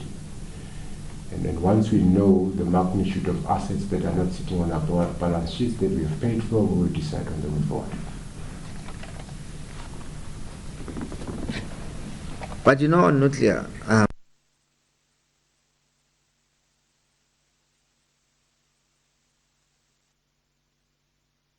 the conventional reactor, we actually might not have to, because now there's new technology of mini reactors, small reactors that you can build that are much smaller, that take less time and less cost to build. And by the way, you must remember that South Africa was a leader in the pebble bed modular reactor. And South Africa actually, Eskom still has the intellectual property rights for the pebble bed. One of the decisions that we have taken as at Eskom, as the executives and the board, under the direction of the shareholder, is to revive the pebble bed unit research. The company will be brought back into Eskom and under the chief nuclear officer. He's not here. Under the chief nuclear officer, and then we will see what is the best way to go forward to make additional nuclear available as soon as possible in chunks that are in mouthfuls that can be chewed over time.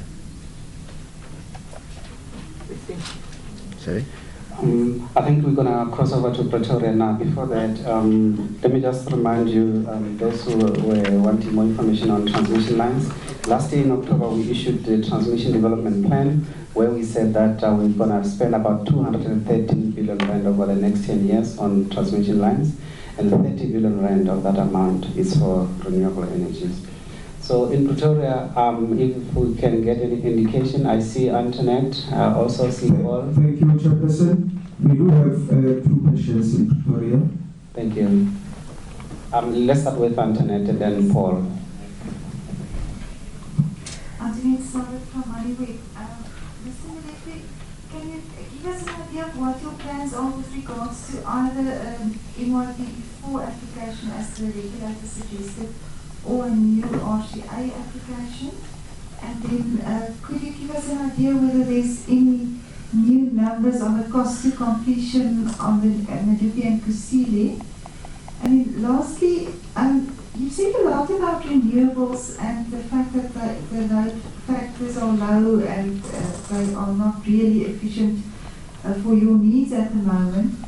But as I understand it, Eskom is obligated to buy from renewables before it buys or before it uses its own electricity, which is generated at a lower cost. It seems to me as if Eskom is forced to pay the school fees for renewables to develop to a really viable and efficient stage. Could you comment on that, please? Paul?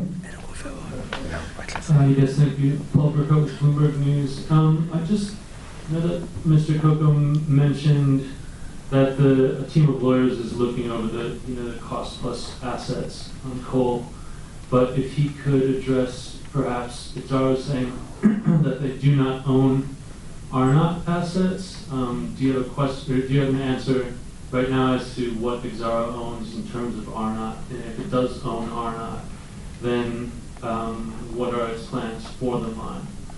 Also, if there are any developments with Anglo in terms of their coal mines, because I know that there was some discussion about how Eskom may participate in that sale somehow.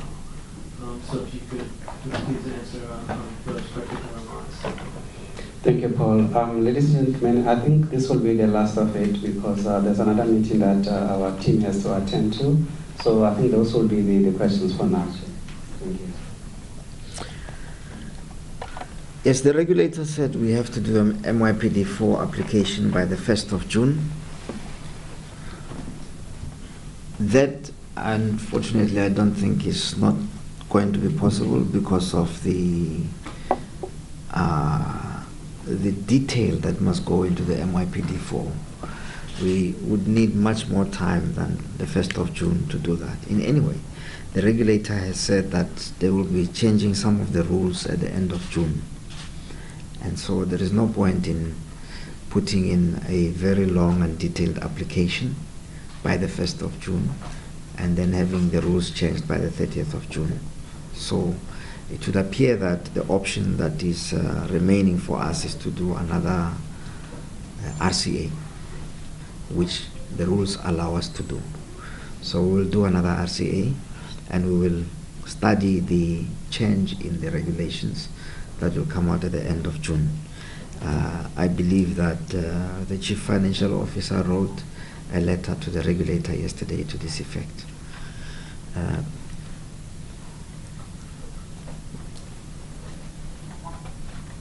Who is Abram today?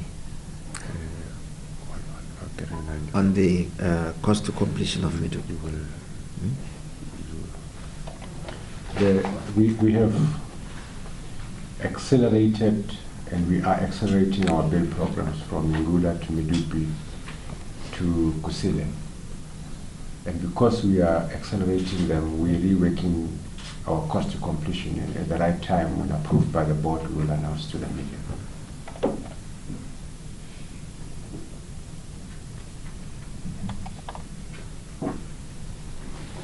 I think Mr. Koko must go to the United Nations as ambassador to South Africa.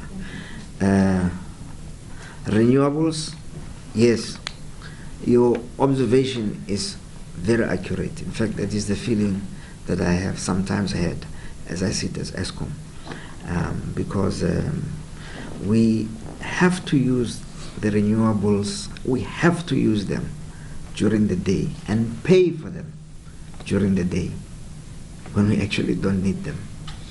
And in the evening, when we go through the peak, we are alone.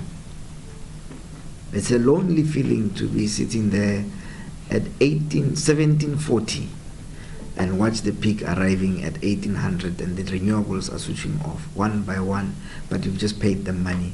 And you've had to carry capacity during the day that you didn't need. So I think that the problem is that when the renewables program was conceived or was decided on, we were short of 3,000 megawatts. And so the renewables were supposed to come in and give us the 3,000 megawatts. Those were good intentions, but unfortunately, it did not work out like that. And in fact, it does seem like we had to look somewhere else for 3,000 megawatts, because it was not 3,000 megawatts at 12 during the day. It was 3,000 megawatts at 1,800 hours. That's where we were short. So the renewables have disappointed us there.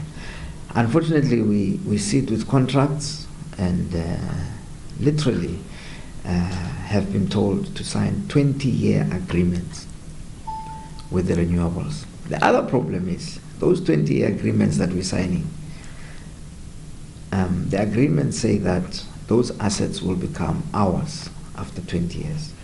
But the technology will be so obsolete after 20 years, it won't be funny. They will be useless assets. We'll be sitting with a bunch of phones from 20 years ago when everybody is on the iPhone. But nevertheless, that is what is happening. We have to find the best way around it or through it, or we have to survive through it and ensure that there is no load shedding. But we are committed to ensuring that the renewables program is a success to the extent that we deploy the correct technology for the correct need that we have. At the moment, there is a bit of a mismatch, and I'm sorry that I have to say this. There is a bit of a mismatch between what the renewables program was intended to achieve and what it is turning out to be at the moment.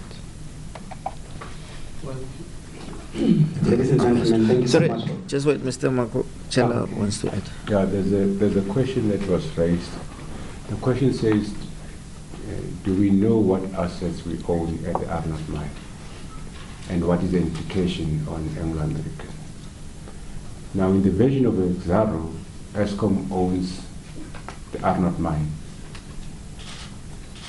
and all the mining assets at Exaro. That's the version of Exaro.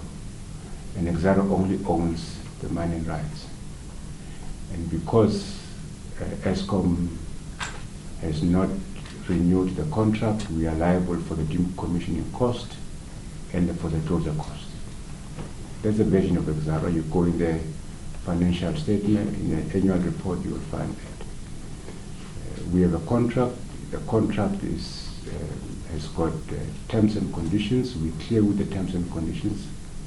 And we go into arbitration with Exaro, and we will not deal with the details. But in the event that the version of Exaro is true, that we own the Exaro mine, and we own, and they only own the mining rights, it means they are a contractor to Eskom. And that's what has made us look at all the cost plus mines, including Anglo American. Now, take Anglo American. We have Krill mine that will also close very soon. Now, if that is correct, then Anglo American is going to come to us and say, by the way, Eskom, you own the Krill mine. And because the Krill mine is coming to an end, and because we will not renew it, we'll call an inquiry, you are liable for the closure cost and for the decommissioning cost. That's and it is, quite frankly, in today's political economy, it does not make sense. And that is why we will make sure that we know what assets under Anglo American we own. Once we know what assets under Anglo Americans we own that are cost plus, we will then decide on what to do. Currently, what is happening is a restructuring of Anglo American assets with a new buyer, and Eskom is expected naively to extend the contracts, and third parties will not consider that as a state capture. So we will be difficult. We've paid for these assets. They are our assets. We want to know how much we own, and once we know how much we own, we will decide on how to proceed. I think I think, Kulu, in the interest of transparency and democracy and freedom of speech, you have to allow the gentleman to ask a question. He's been raising his hand. Well, the boss has spoken. You can go ahead. Thank you so much, sir. Benedict Parker, CNBC Africa. Mr. CEO, just in terms of the industrial demand or the commercial demand for energy in South Africa, what has that been like over the last couple of months? And how has this affected your bottom line? And then just in terms of your growth strategy, in order to raise capital, given the NERSA decision not to allocate you with your requested tariff, and then I have to ask just this one question. There's been allegations in the media that the Guptas have some influence on your board. Is this at all true? Would you respond to this? Thank you so much. Thank you, Chair. That's too much democracy.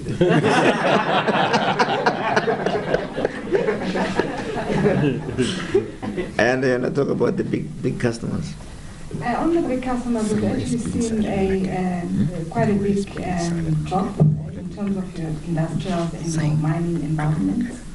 We have seen this as a result of, the general suppressed economy, and also with the strikes that the mines have experienced in the past, we have seen quite a big drop.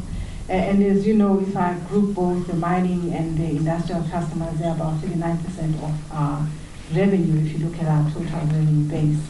I think the decrease, if my memory serves me well, has been about 3.9% in terms of the energy consumption from their side. Yeah, normally I would ask Mr. Koza to talk about the board issues, but I'm just going to allow Mr. Koko to speak about it today. The allegations that is put forward as evidence that the Guptas have captured the Eskom board refers to Mark Permensky. Now, I find it very odd because Mark Permensky serves on the board of Oakvale, Tegeta, and Eskom, then that's evidence of state capture. But the same logic was not applied when Alan Morgan left Eskom as the chief executive of Eskom to be on the board of Eskom, and at the same time sit on the board of Exaro. At the same time when you signed a 40-year agreement to supply VDP with Congo. Take or pay. Take or pay. Now, I just don't understand. Why was there no uproar when Eskom signed a long-term contract with Exaro, 40-year contract, to supply coal to VDP, when Alan Morgan, ex-CEO of Eskom, was the director of Eskom and a director of Exaro? Was that not the capture of some sort? And what's the difference there? The answer is we not captured. The board of Eskom is credible men and women of integrity and applies themselves in a manner befitting their status. Well, Chair, if you allow me, Dana Seniera, thank you so much for taking your time to be with us. That will be the end of it. If you need any extra information, you can either call myself or Ikazo and Dossi at the back there. Otherwise, thank you so much for your time. Do you know the exact date of the Concord case? Hold on, guys. What's the date of the Concord? 18th. 18th, okay. You would interrupt Mr. Koko to say that you are in dispute over the ownership with over mines ownership under Anglo and Exaro. Is dispute too strong? How yeah, how can I couch it a little bit better? How can I say We're trying to establish the correct legal situation with respect to the ownership of We were shocked by Exaro putting to us the mine. I think we just have one question. Your growth strategy. Sure. And which is what the audit will do basically. Okay. No, fine. The point taken. And it's something that we probably would not want to report on is if we own the mine, then you must also ask your question. As to for the 40-year period, we have not been getting this dividend. Are we going to get the dividend? And that is what the audit will determine. 100%. Would you mind just giving me the short so we can Let's do it tonight. Your job officer asked for an interview, so he's coming to you. I'll come there. I have to Coming at 7.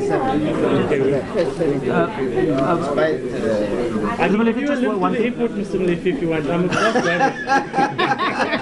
Just one thing, people with that's very interesting to looking to revive people with I say it's very interesting looking to revive people because we've got all the things that the demonstration plant was supposed to be built at Kubaglong. What the thing? Okay. No, I can't say what are the Russians. I think he still has. What are the possible? I mean, what are the other people that's coming in here with their own stuff saying? Are they saying, okay, we'll partner with you, or are they saying, oh, you guys can't do that? Oh, no, to build nuclear? Yeah. Oh, but I mean, because that's very interesting. Yeah, that's fascinating. Yeah. Because when it was no, what has happened is that the department DOE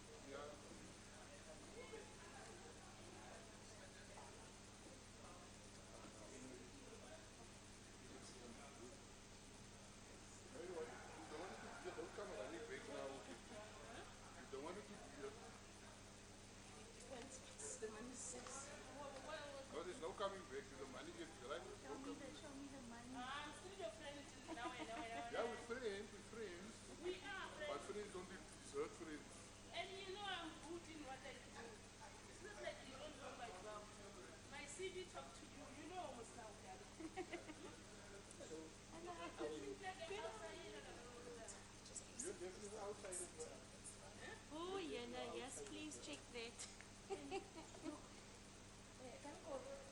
Just should put us more closer to the then we can get more people.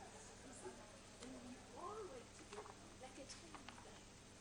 You understand? Because all the gossip of these two can come to me.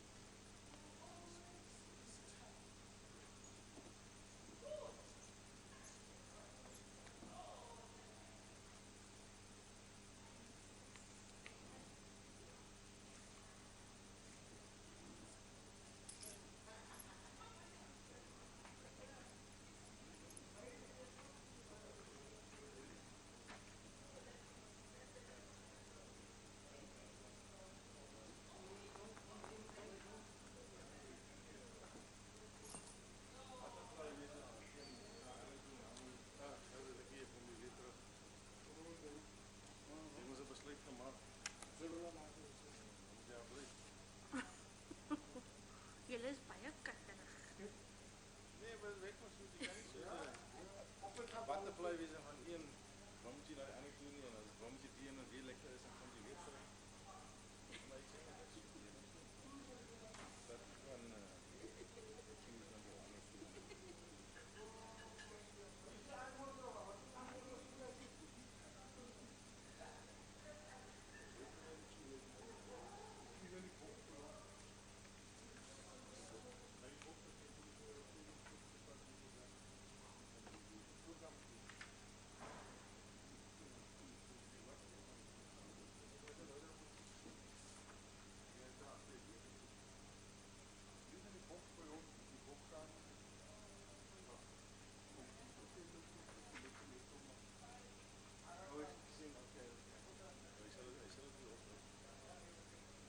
I understand.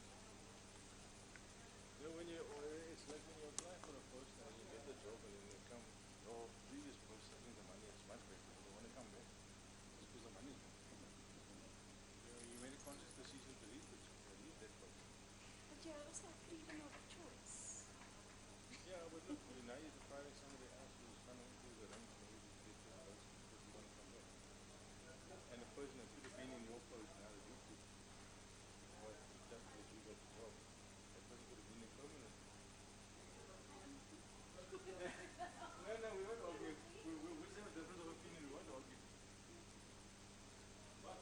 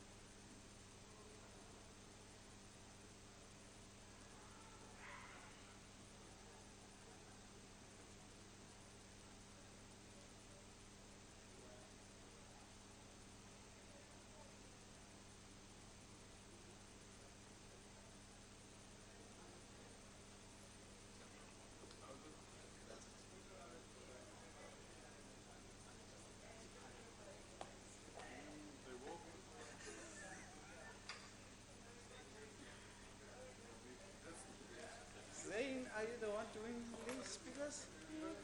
Can I just please indicate to you to move Gagana to... Yes, move it, please. I'll move it here. Please.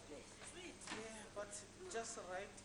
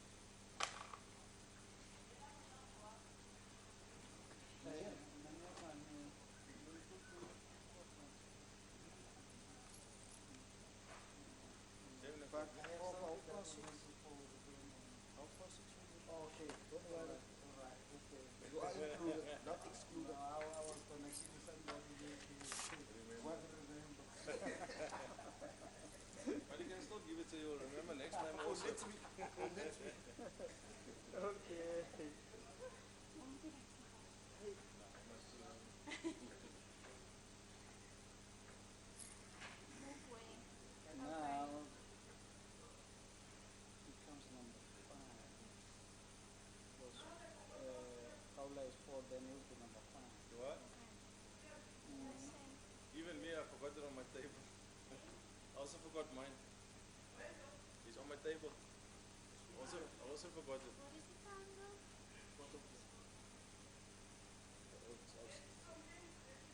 Yeah. But you can check them out. Did you send it, Andrew? Oh, I'm gonna do. Yes, Oh, but no, you no, I will didn't. No. send. Yeah, just click on send. Yes.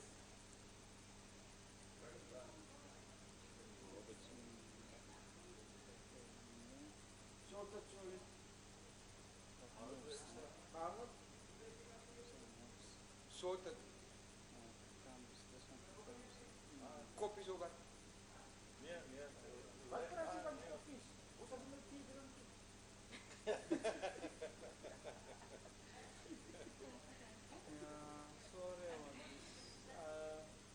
I will try to inform the acting whip, the duty whip.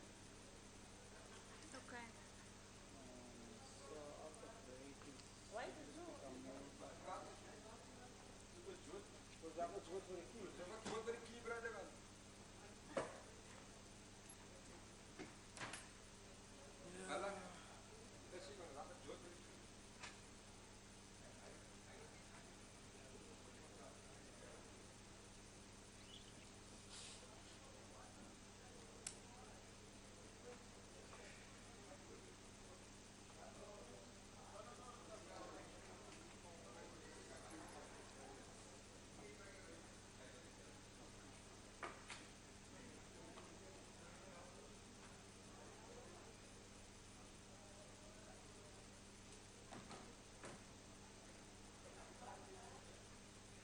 All right.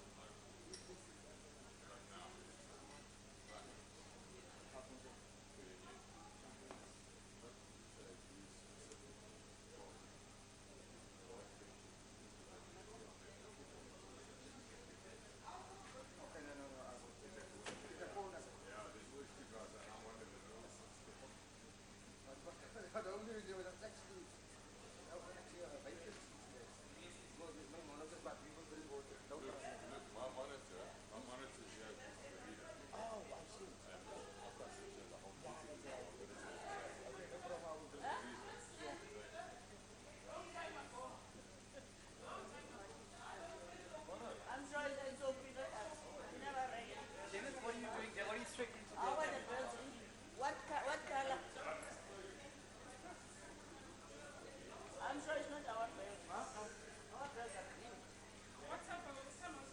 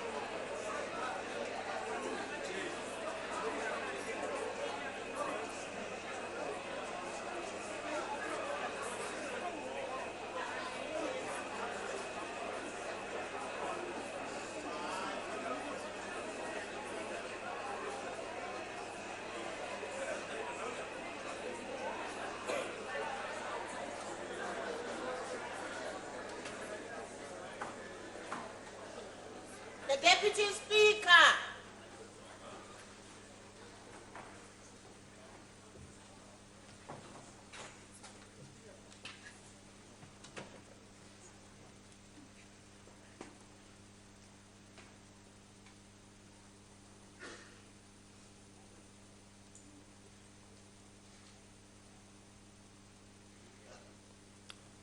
There will now be a moment of silent prayer meditation.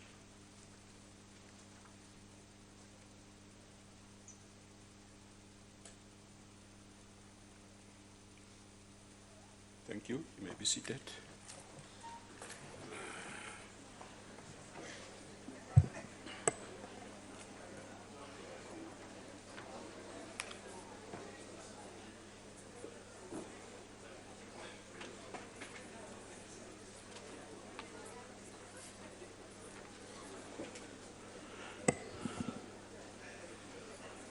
Honorable members, before we start,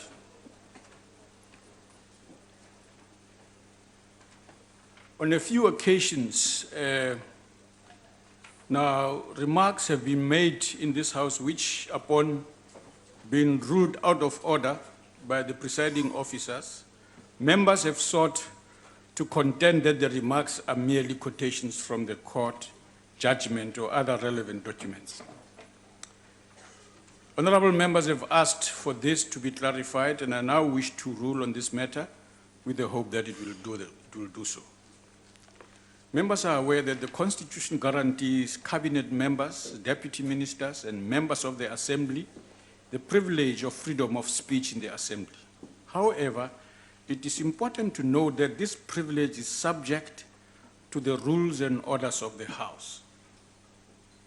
In accordance with these rules and orders, members may not use offensive and unbecoming language, nor may they impute improper motives to other members or cast personal reflections on their integrity as members or verbally abuse them in any way. Such personal reflections on fellow members have consistently been ruled out of order. It has also been ruled in this House that accusations against a member or personal reflection on a member's integrity are equally offensive and damaging if they are made by way of a quotation, inference, hypothesis, figures of speech, or other literary devices, or by being posed as a question. This principle has always been upheld in this House. Bearing in mind the importance of the privilege of freedom of speech within this democratic context, a mechanism is in place to allow members, by way of clearly formulated and properly substantiated motion, to bring to the attention of the House allegations of wrongdoing on the part of another member which warrant the consideration and decision of the House. Honorable members, the rules and practices of this House are informed not by a desire to limit the scope of robust debate in a representative democracy such as ours, but to prevent the House from descending into an arena of personal insults and character assassination. If such were allowed, this House would descend into chaos. These rules seek to guide debate in such a way that reasoned and open consideration of issues is possible in the interest of democracy. Derogatory, disparaging references to members of the House undermine members in the performance of their duties and undermine the Assembly as the democratically elected representative of the people. Therefore, honorable members, while it may indeed be permissible to quote from court judgments and other relevant documents and do so accurately, it is not acceptable to use such quotations and other such means to abuse other members or cast aspersions on the character or person of another member. Honorable members, this is how this House has always functioned since the first democratic parliament. If honorable members do not agree with this approach, they may refer it to the relevant structures of the Assembly so that it is dealt with. Honorable members, as we said now, that if members have any problem with this approach, that I have outlined here, they have every right and, in fact, responsibility to take up in the appropriate structures that the House has established to deal with those members. Deputy Speaker. Yes, Honourable Member. Deputy Speaker, thank you very much for your considered ruling and putting in writing now what we believe is now eminently challengeable. So thank you very much for that. So we will refer it to the Rules Committee, but we know where this is going to end up. It cannot be right that the rules of this House can trump the Constitution. So thank you very much for your ruling. We will see you in court.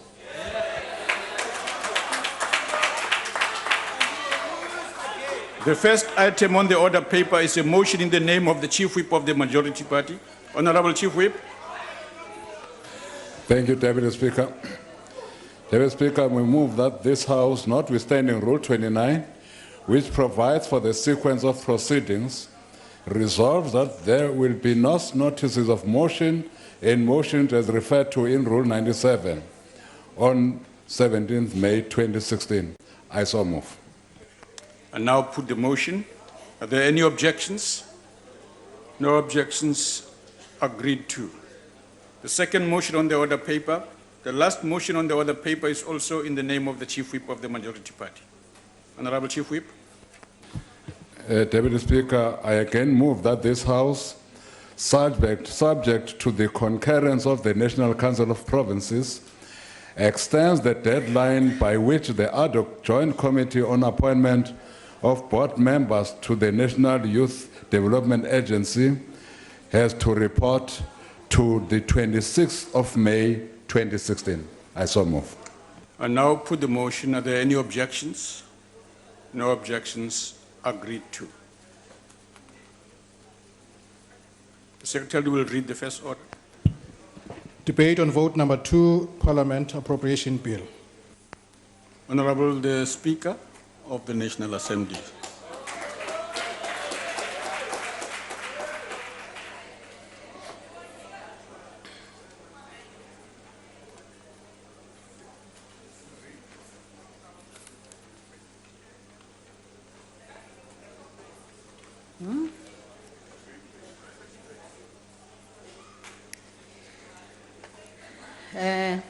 Thank you, Deputy Speaker. Honourable members, I dedicate this speech on budget vote 2 to 3 young women. 19-year-old Snekolo Mafevuka, who was raped and murdered in town 2, and her body was found in the communal toilet on the 1st of March 2016. 21-year-old Annelisa Daluze from Makaza, who was reported missing on the 2nd of February by her mother at Site B police station, who was found in a shallow grave on the 1st of May 2016 in Makaza. And Annelisa Ngalo, who was last seen on September 2015 from Kuyasa, and the case was reported with the Harare police, and there haven't been any leads in regards to her case. Deputy Speaker, honourable members, honourable distinguished guests, and ladies and gentlemen, I wish also to acknowledge the presence of our elder Manora de Kok, who's 106 years old, to our budget vote.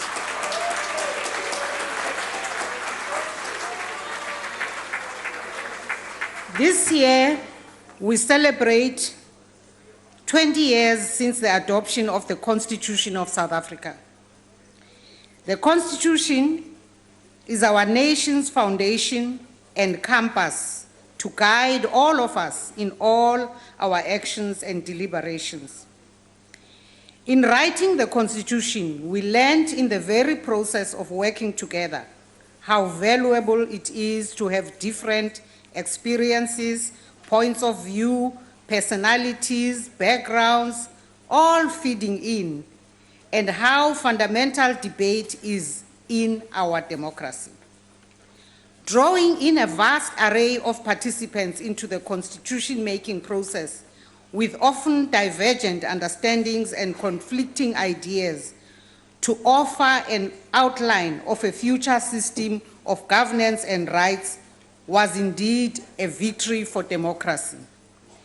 A journey through the history of the negotiation of the Constitution correctly shows that the principles contained in the Constitution were foreshadowed by seminal moments such as the ANC's 1944 presentation of the African Claims document, the adoption of the Freedom Charter in 1955, and the publication of the ANC's constitutional guidelines developed in 1988 by a working group in Lusaka under the leadership of the ANC President O.R. Tambo.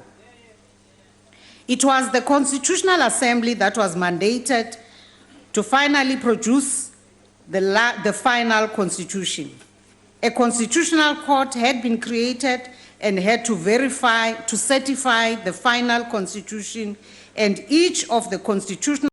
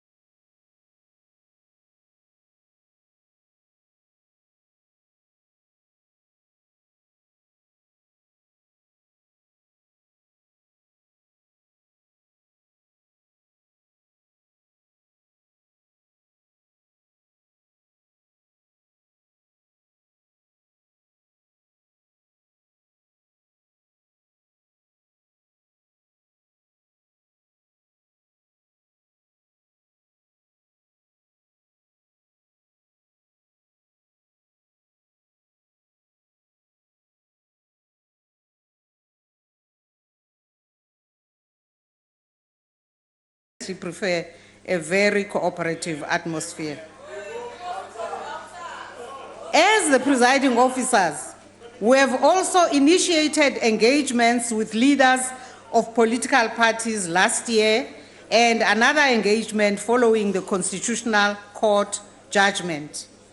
We will initiate further engagements with the leaders of political parties to address the concern expressed recently by the Honorable the President at the end of his budget vote on the behavior of some members of this House.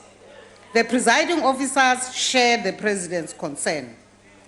I am convinced that with the commitment we have observed to these engagements, we are bound to find each other in terms of how we provide leadership to those that elected us. I hasten, honorable members, to add that away from the television cameras, the spirit amongst members of parliament across political parties is actually generally very collegial, constructive, and friendly. Members of the public don't know that, in fact, many friendships are formed across political parties. It is only when the eyes of the television cameras are trained on honorable members that the sugar rush tends to kick in and members disobey the chair as they do. Lest we forget, our democracy was achieved because of our collective willingness to engage each other. Even on difficult issues, we can never get tired of engaging in an effort to find each other on behalf of our people. Honorable members, the Constitutional Court judgment has also highlighted the need for us to look broadly at how best we process reports of Chapter 9 institutions. At the start of the 5th Parliament, the presiding officers gave the House the assurance that the ad hoc committee report on institutions supporting democracy, which we normally call the ASMAL report, would be processed in this term. We have, honorable members, met with all the heads of the Chapter 9 institutions and relevant ministers at Constitutional Hill at the end of last year, where we discussed how best we move forward on the ASMAL report. On the ASMAL report recommendations, which include the idea that there should be an overarching human rights body, the location of their budget votes, that is the Chapter 9 institutions, and their conditions of service, among other issues. We will keep on engaging those most affected by these recommendations.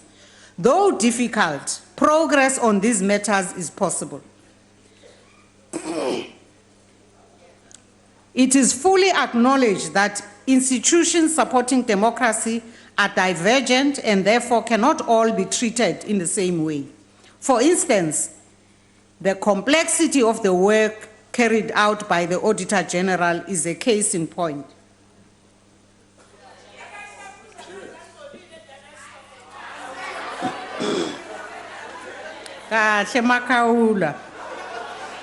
We must also acknowledge, as pointed out by the late Professor Asmal, that there appears to be an enormous amount of overlap amongst the Chapter 9 institutions, which is costly. There is therefore agreement amongst the chairpersons of Chapter 9s for a review of the legislation to deal with some of these complexities. We agreed also to meet at regular intervals, and I've mandated the Office on the ISDs located in my office to ensure the facilitation of such engagements. We will keep the House abreast of developments as we fine-tune these outstanding matters. We must say that the issue for most of the bodies, the ones dealing with different types or categories of human rights, there's a fear that they will be swallowed in the process of being rationalized. And therefore, that's part of what has to be factored into how we deal with that matter. The importance of these ISDs in our democracy, in their complementary oversight role in support of Parliament's oversight function, is fully recognized. Parliament is therefore duty-bound to ensure that the ISDs are effective in their functioning and strengthened in their ability to discharge their primary roles. Honourable members, the occasion of Parliament's annual budget vote is a crucial opportunity for us as public representatives to reflect on how best we improve on discharging our mandate. The 5th Parliament has undertaken bold measures to further build a strong institution that is resilient, is capacitated to support the work of members, and is responsive to the needs of our people. In this regard, it is our responsibility to ensure that the strategic plan and operational plan 2014 to 2019, which the two houses adopted last year, is implemented with vigor. A number of initiatives will be introduced, including the following. Firstly, we will adapt the program of Parliament so as to ensure that members have more time for meaningful oversight in committees and in constituencies. The work pressure of honourable members and the hours available in the week are not easily reconciled. We therefore have to seek ways to go about carrying out our oversight mandate in a much smarter manner. Secondly, through the South African legislative sector, we have commenced the process of drafting a legislative sector bill to ensure improved sector coordination and cooperation in the discharge of our oversight mandate. Thirdly, and closely linked with improved sector coordination and cooperation, is the ongoing matter of ensuring that the institution is fit for purpose through ongoing capacity building. A legislative sector knowledge institute will be established to improve and consolidate our capacity building efforts and knowledge management. Fourthly, as members have pointed out, the effectiveness of members is largely dependent on the appropriateness and quality of information received. We will continue to invest considerable resources into the Parliamentary Support Service.